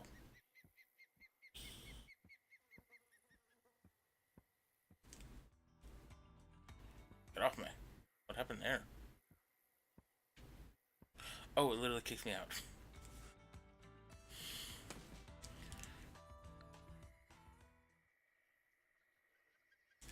Well, soon, once I'm level 30, I can start fishing at St. Croix. That's where you get a lot of big fish and a lot of money. You'll be getting like 12 to 40 plus pound trophy pike, and you're making like 600 or grand each time, and it takes virtually no fight to get them out. Oh crap! Right, that's another problem you can face is if you forget how far you set your line. Like the line leader was at 50 inches, but it should really be 14 for here because it was deeper over there. So now to go get some cash.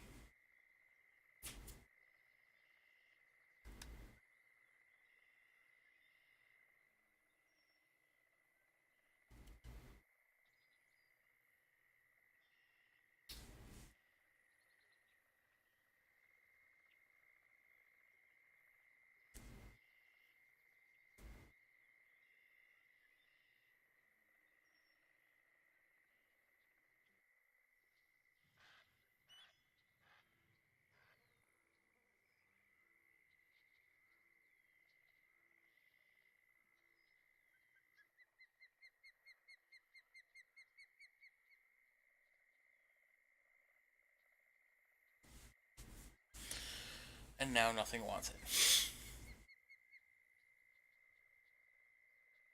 Oh, wait. Oh, it's because I'm using Shiner, not Minnow. Damn it! And they'll go for the Minnow or they'll go for the Shiner too, but yep, there we go.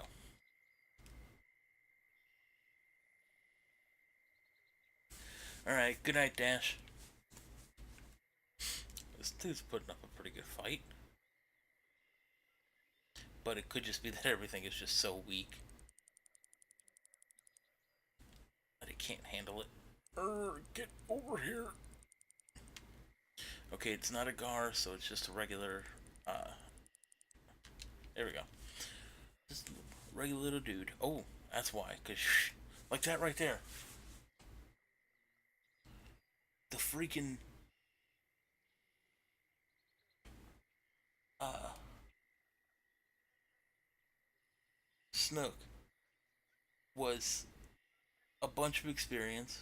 This is about a third of the experience, but the cash for this trophy butterfly peacock is more than that fish. So I spent way more time trying to pull in him, and this thing is worth more.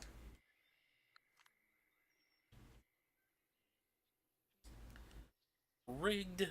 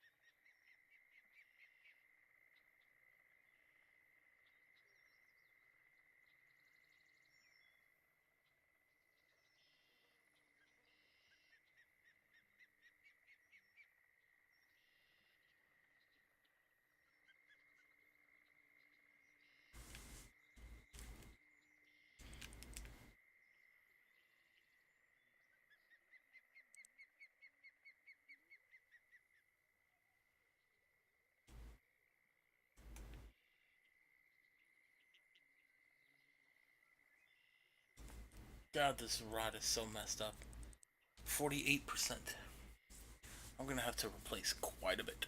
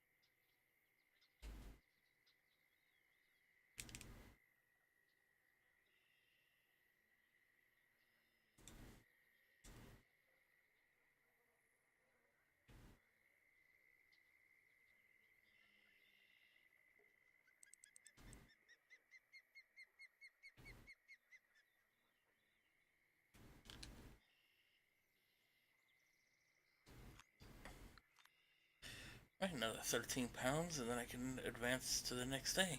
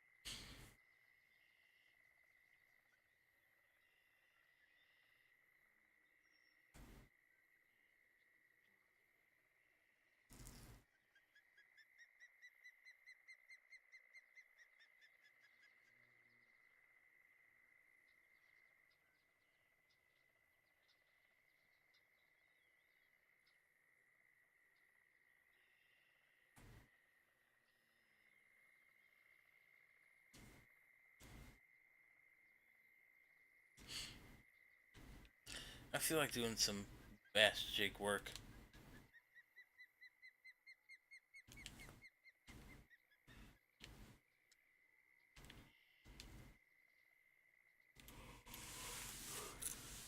Also, before I forget, I'll put the small minnows on.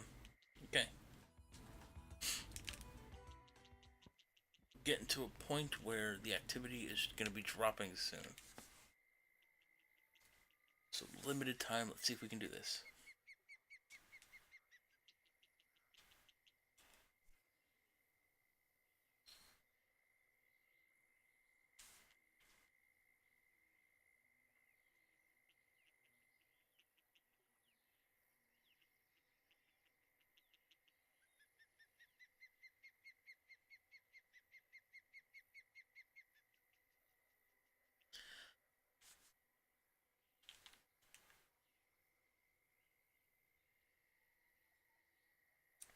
Good night there, little Ish.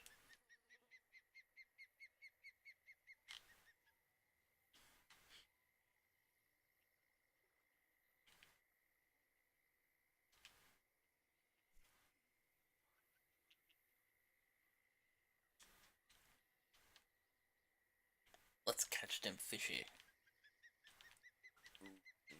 Do, do, do.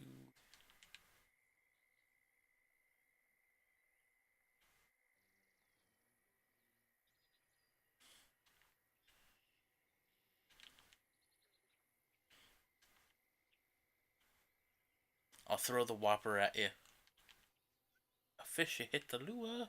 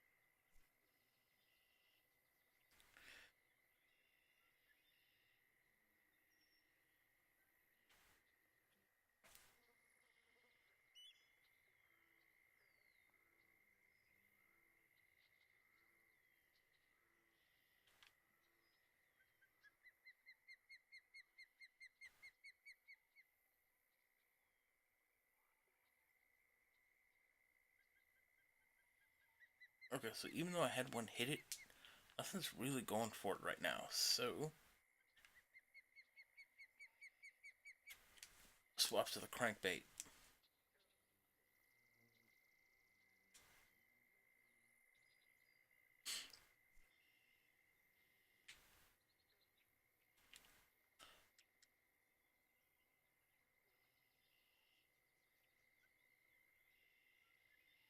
Let's just try full cranking the entire time, see what happens.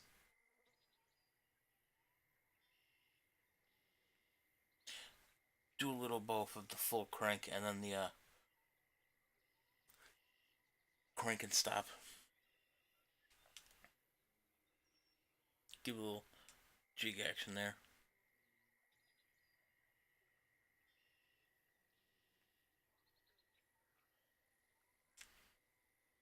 Alright, that worked.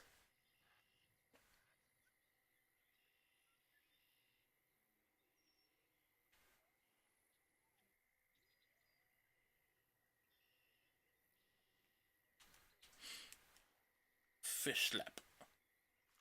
Brr.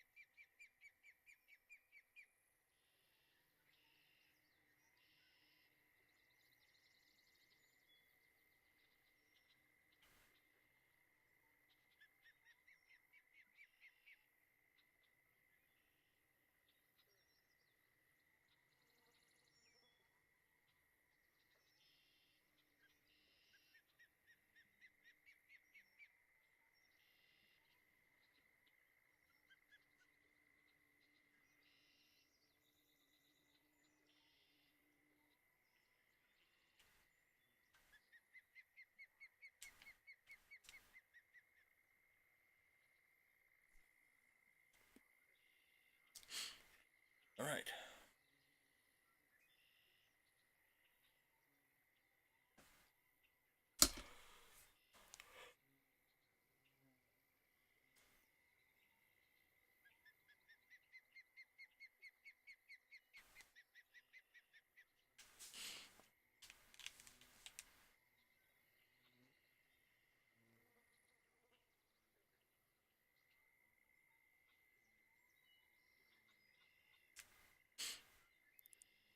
Uh, let's go.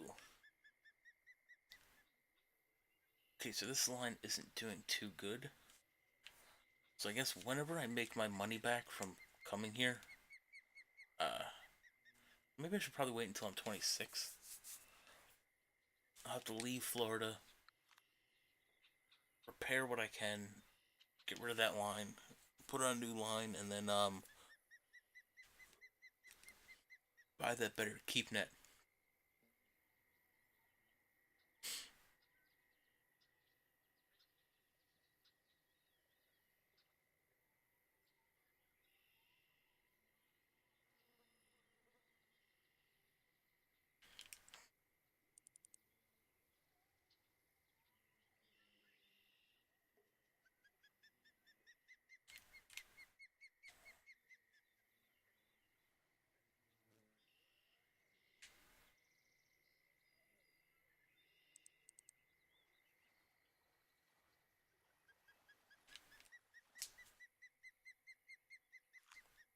There we go, another 300 bucks.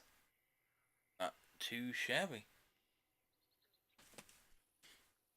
But basically, the butterfly peacock bass is what you want when you're in Florida for both experience and cash.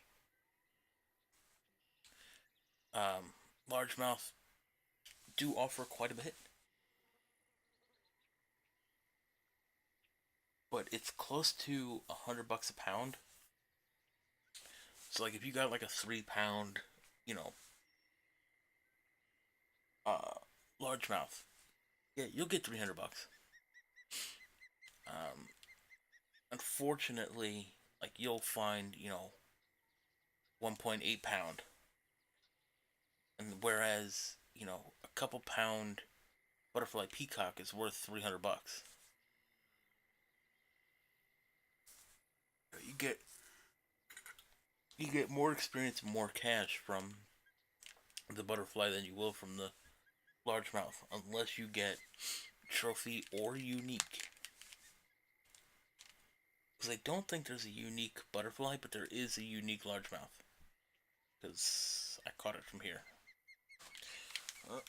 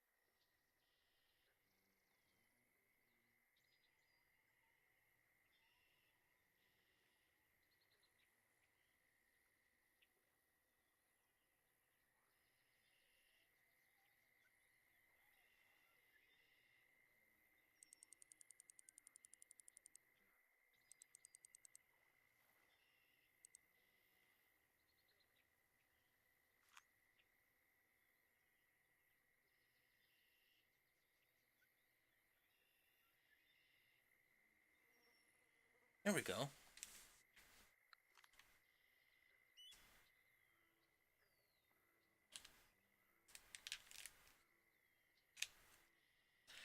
I didn't realize that I'm basically at my keep net because I have 66.18 pounds. And I can only hold, or 66.118 pounds, 66.139.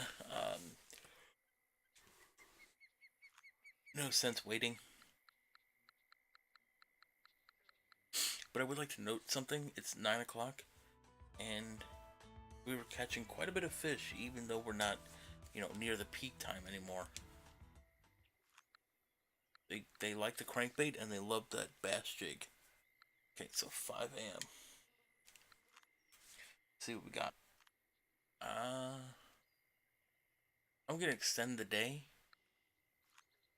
Ooh, 7 grand. Nice.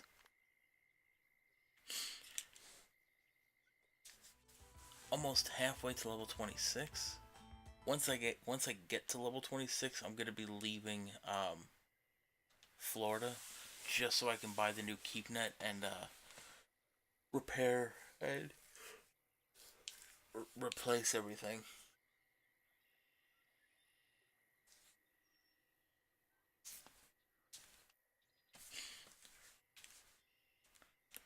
Because you'll have to just replace the line, and then hopefully I can repair the rod and the reel on this setup, And I can obviously have to do the same for my float setup because that's hmm, annihilated.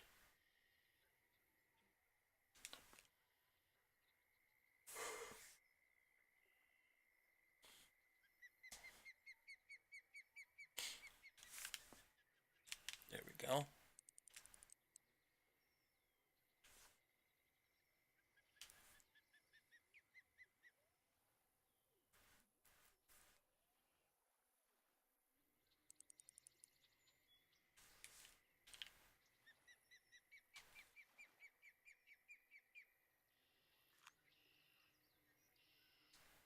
Not too bad.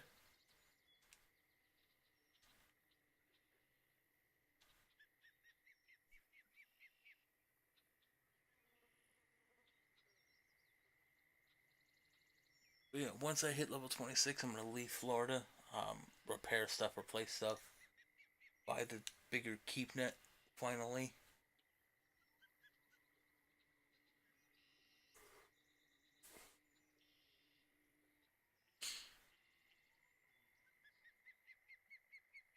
Kind of sucks that I couldn't have kept that Trophy Snook, but still got the experience for it.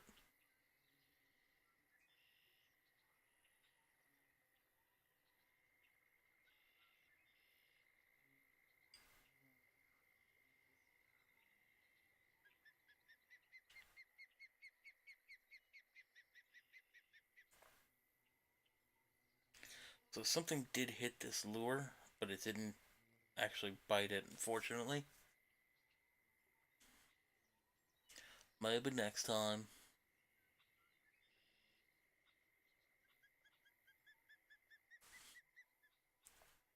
I might try some float fishing in over there in a moment.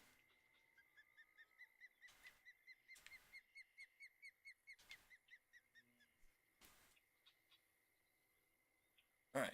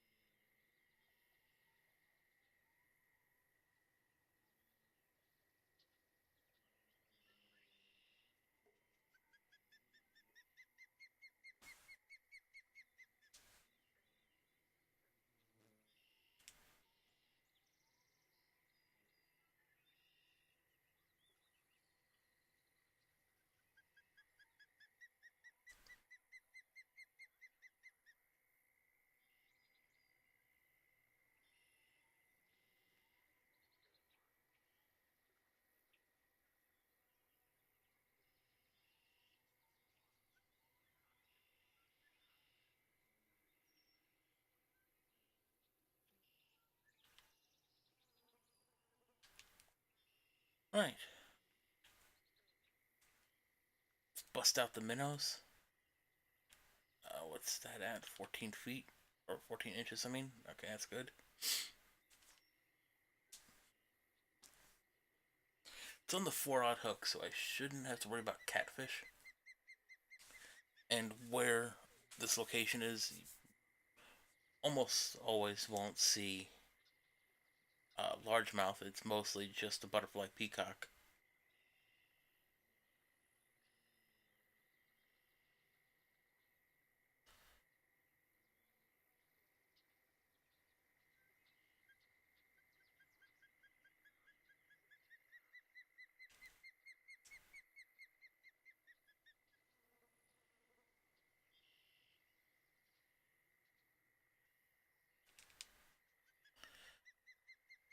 Rip.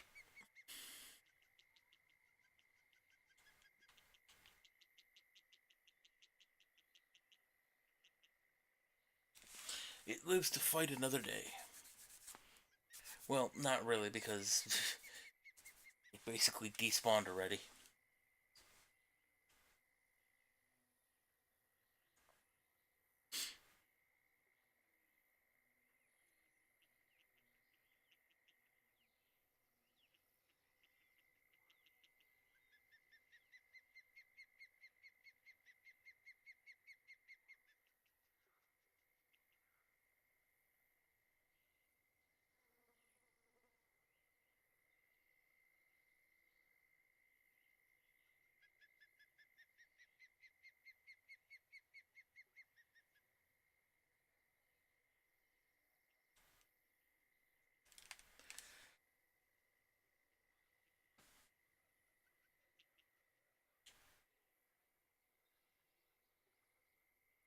No fish just yet.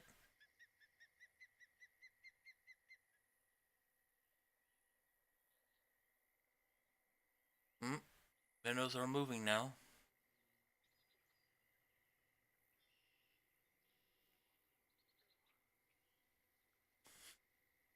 They went to the left first and the right.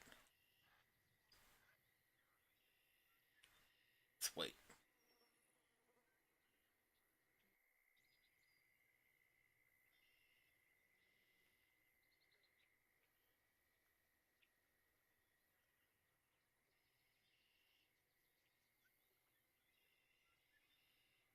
I could be just out of position, I'm not sure.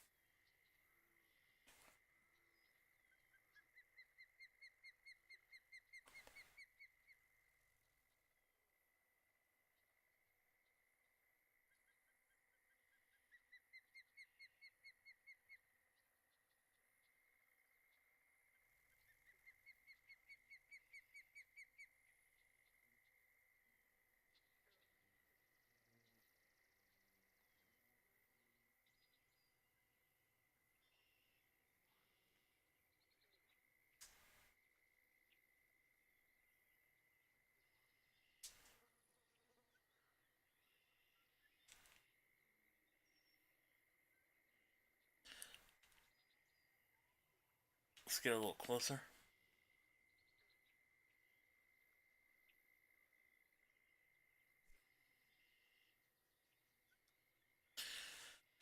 Too close.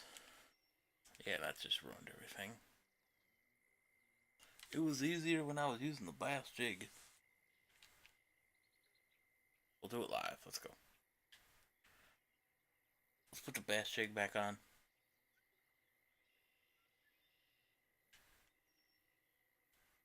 The only thing that sucks is the one bass jig I loved using. I only had one. And a unique snap of line.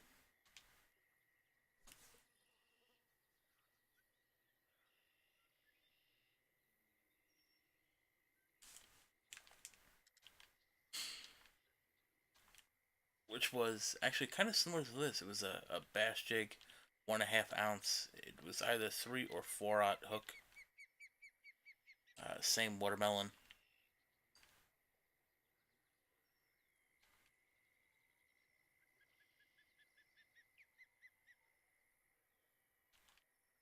Oop, something hit it.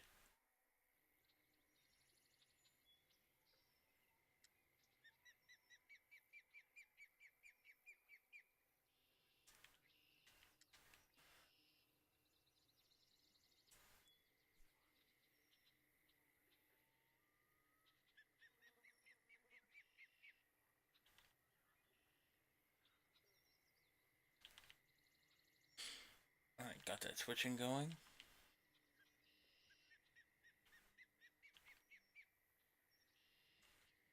There we go.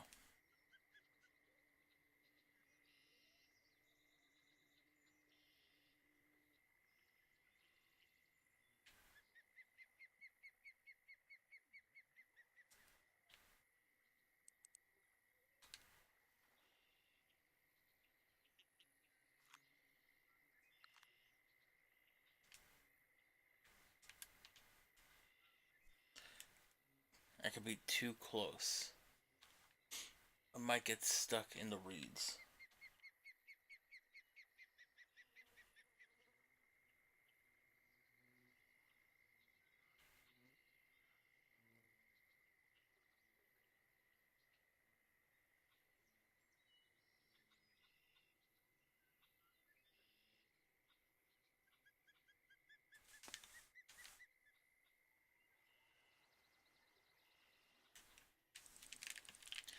Fishy.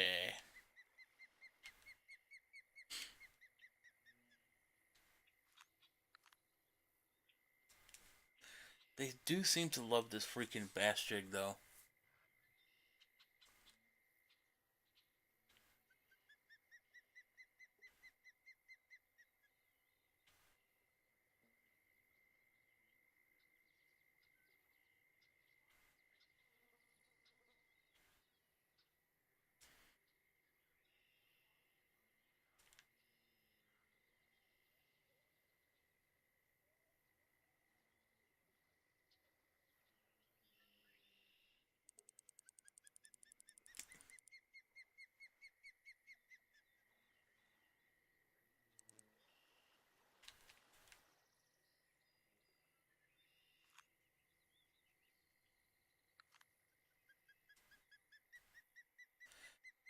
There you go, almost a 4 pound freaking peacock bass.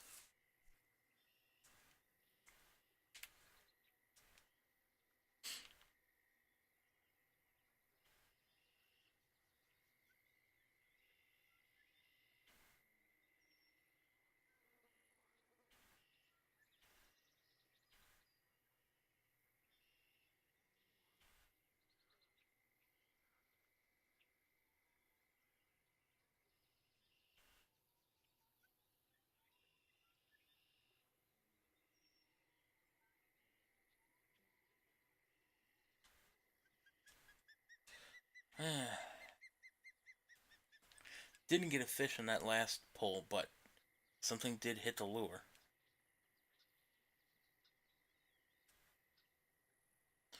14 pounds so far.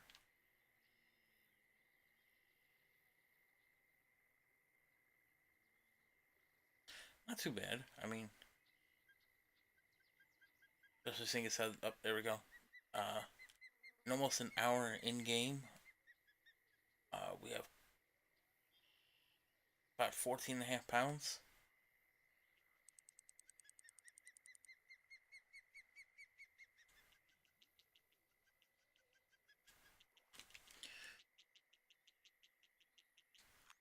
There we go, almost 18 pounds.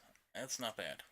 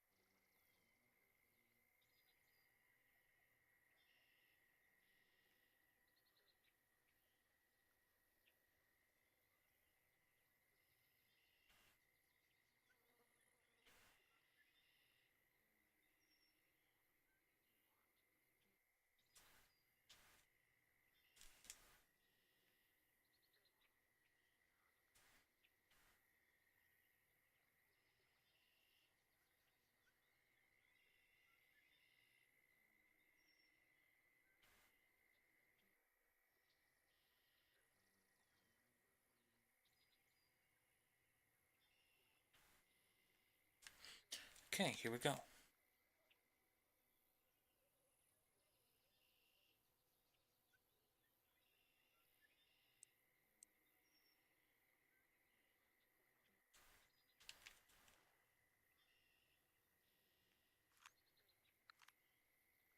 $381 for that fish.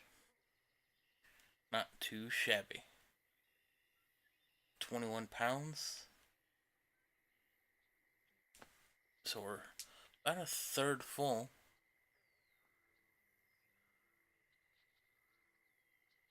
in a little bit more than an hour of in-game time.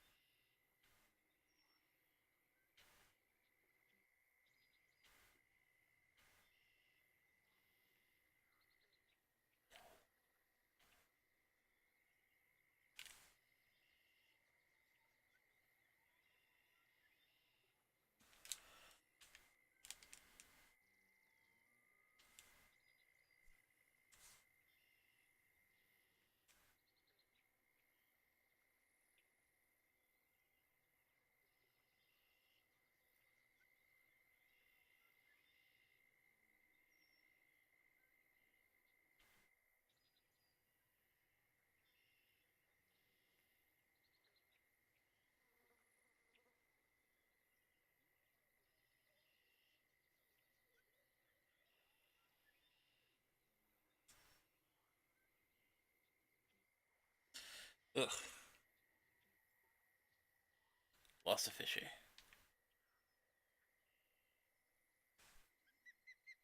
See, what I have to get in the habit of doing is holding the set button once the fish gets close. Because it seems like they fall off the hook less when you do that.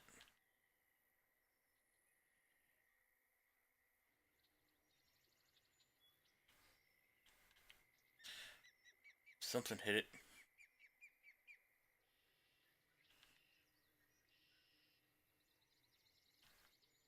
Nothing hit it again, unfortunately. Oh well.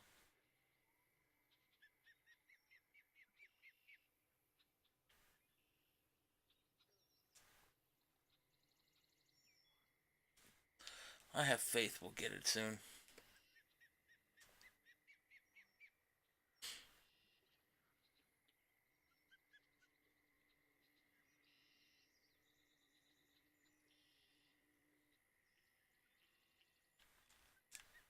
Oh, there we go.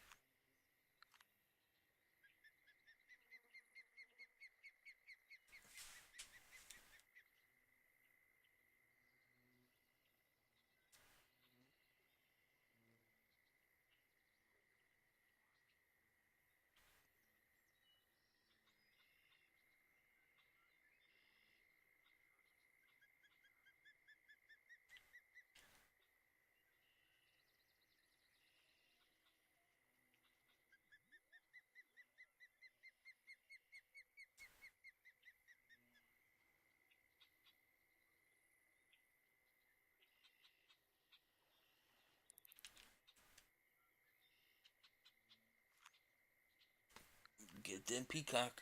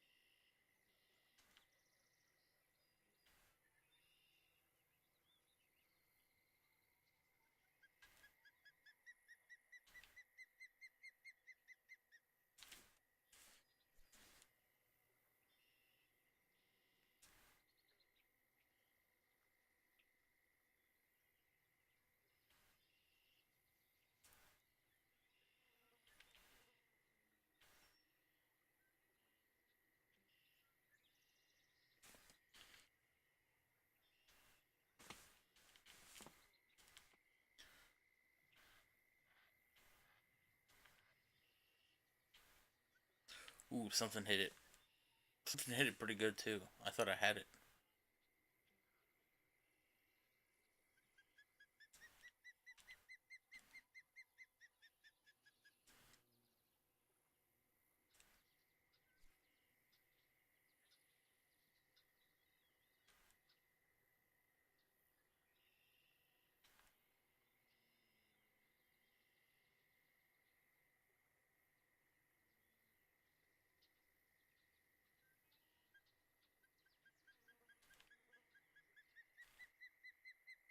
Something hit it there.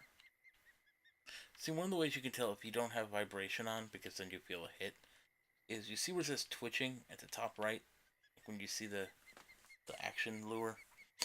Any action you do, like if you're doing it and everything's fine, then all of a sudden it stops, like displaying that just instantly. Because like you'll see something like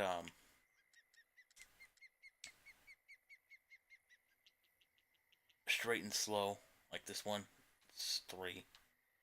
Um, you might even get like the stop and go. Well, they do them in dots, like 1, 2, and 3. If you're doing something like the twitching method, which you'll see here pretty soon, it should start saying twitching.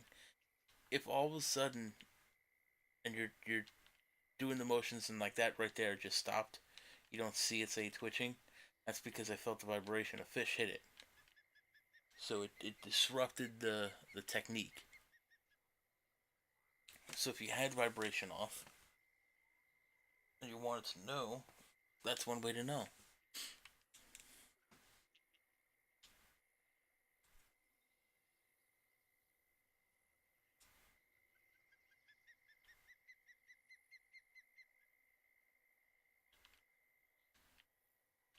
So that's like 3 hits in a row, but nothing really wanted to hit it completely. They're just checking it out. So hopefully we'll get an actual strike soon.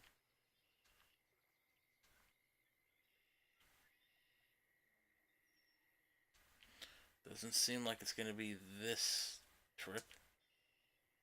Let's go a little slow. See if anything follows it. Like I said, sometimes just watching it, you can see a fish just come after it. It's kind of funny.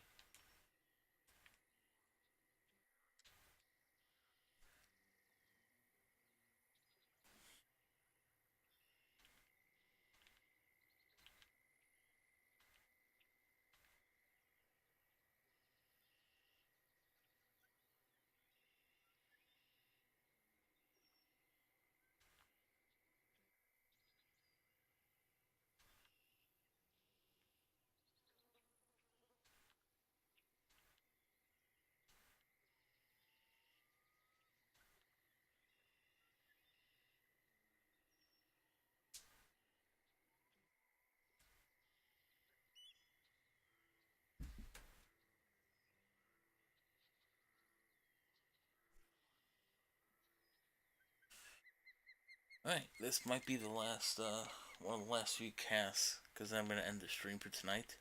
Oh, something hit it quickly. So that was a largemouth bass that hit that. Again, we will be back tomorrow, and tomorrow's going to start. Damn, dog, learn how to sit down, lay down normally. Tomorrow's going to start The Last Guardian.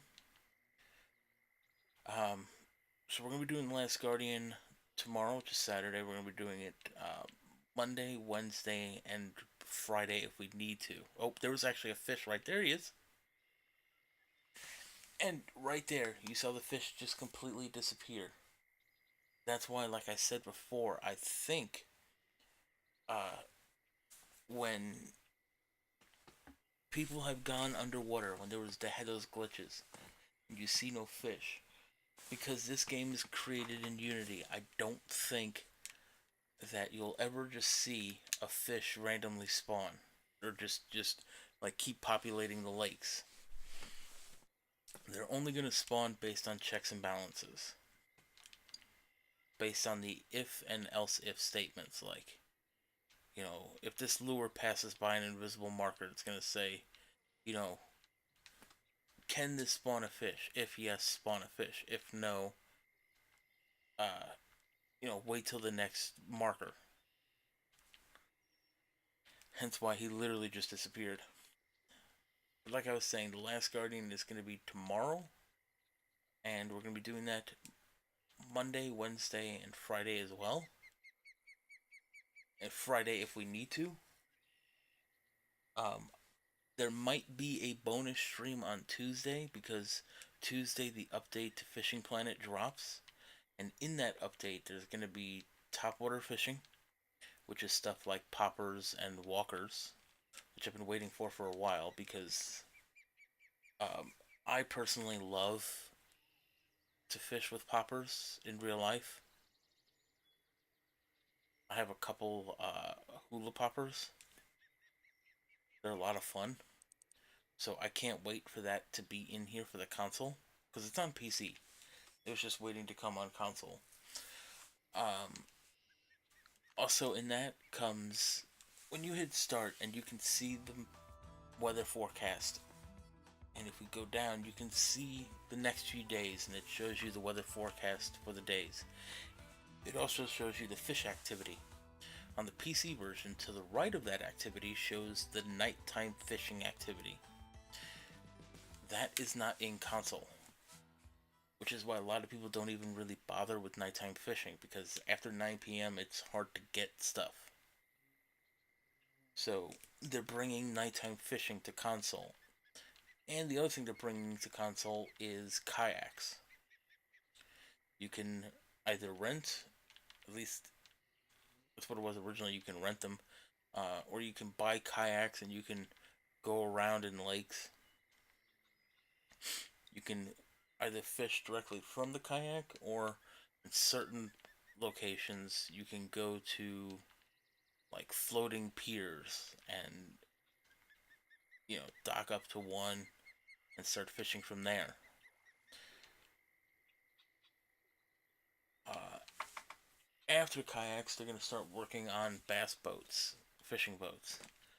We're going to get like live wells, radar, stuff like that. So there's a lot coming.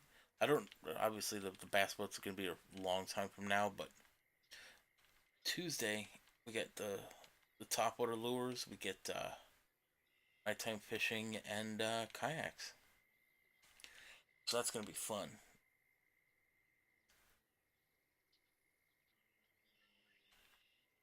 So like I said, Tuesday there might be a bonus stream. Uh, we're probably gonna be done with the Last Guardian in about a couple days. I don't know when. Like I don't know how long. Um,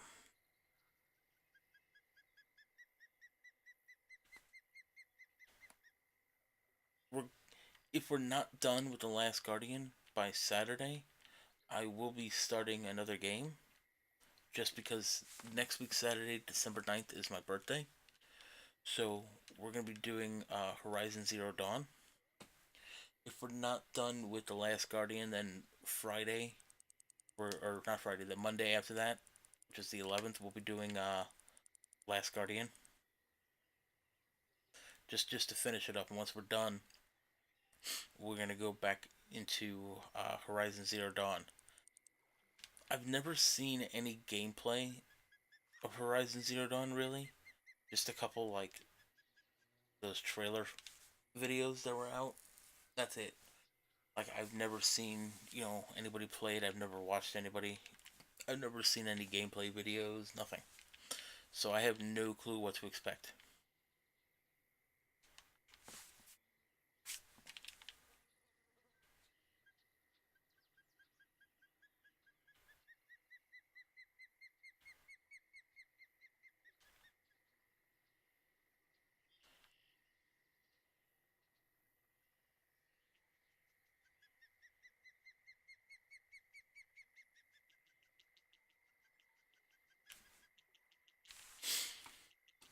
After Horizon Zero Dawn, we have a bunch of stuff coming.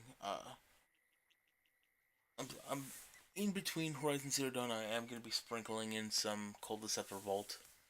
Going back into some of those book guides because I do love Cold Decept. I do love teaching people how to play certain books, how to play certain combos.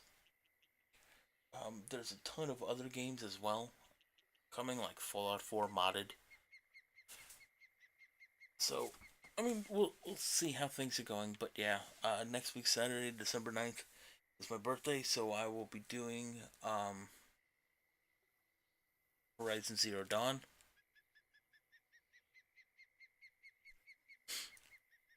And this will probably be the last cast for tonight. Again, as always, I want to thank people for the follows, the hosts, for hanging out. Um, it really does mean a lot to me, and I hope to see you all next time. I couldn't even end this with getting a fish. Really, really game.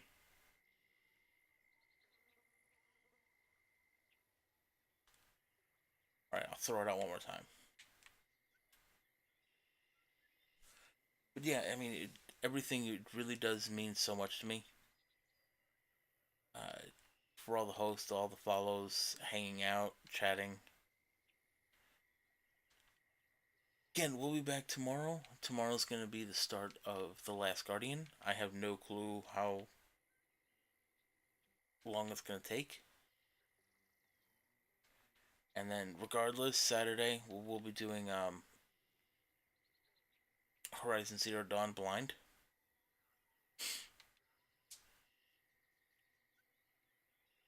There's also stuff like Final Fantasy 15 to come. Uh, you know, whenever I can get the funds for it, I'll probably be getting Dark Souls on the 360. Be streaming that as well.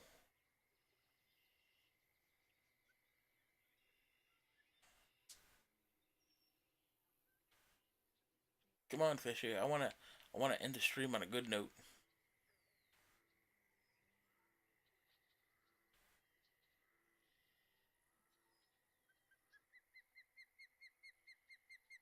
Guess not, huh?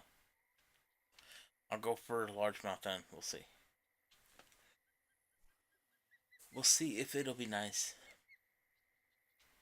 It's funny because this side right here is actually deeper than the one in the middle.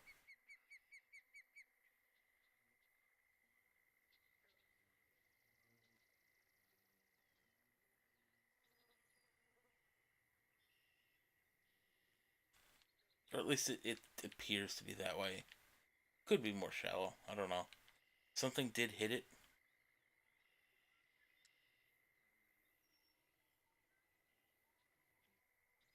So I'm slowing down just watching, see what happens. You see that?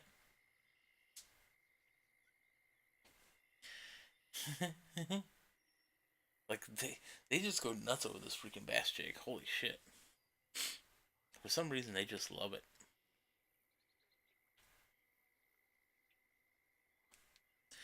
I mean, if I would have stopped the reeling, it probably would have snagged it.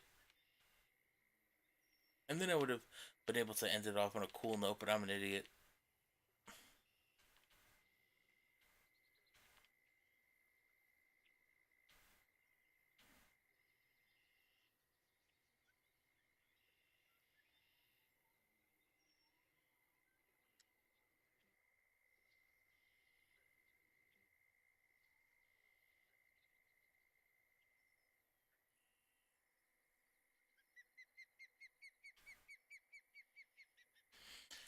Alright, I guess this will probably be the last cast.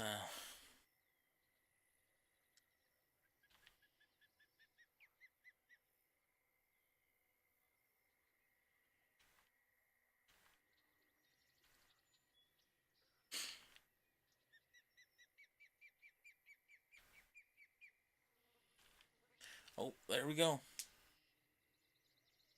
Let's just hope we don't lose it, because that would suck. Oh, get up. Oh. It seems like that left side is so hard to hold on to the fish. Like, coming from that left side to you, I have lost more fish than any other location anywhere, even just doing the middle part. Okay, I have lost so much fish going from that left side to like your center field right here. It's amazing. Uh, but again, thank you very much for watching. I will see you all next time. And like I said, the next thing is going to be The Last Guardian, and then once that's done, or when next week Saturday comes, either one, I'm going to be starting Horizon Zero Dawn. So until then, I hope you all either have a great day or had a great day. Take care.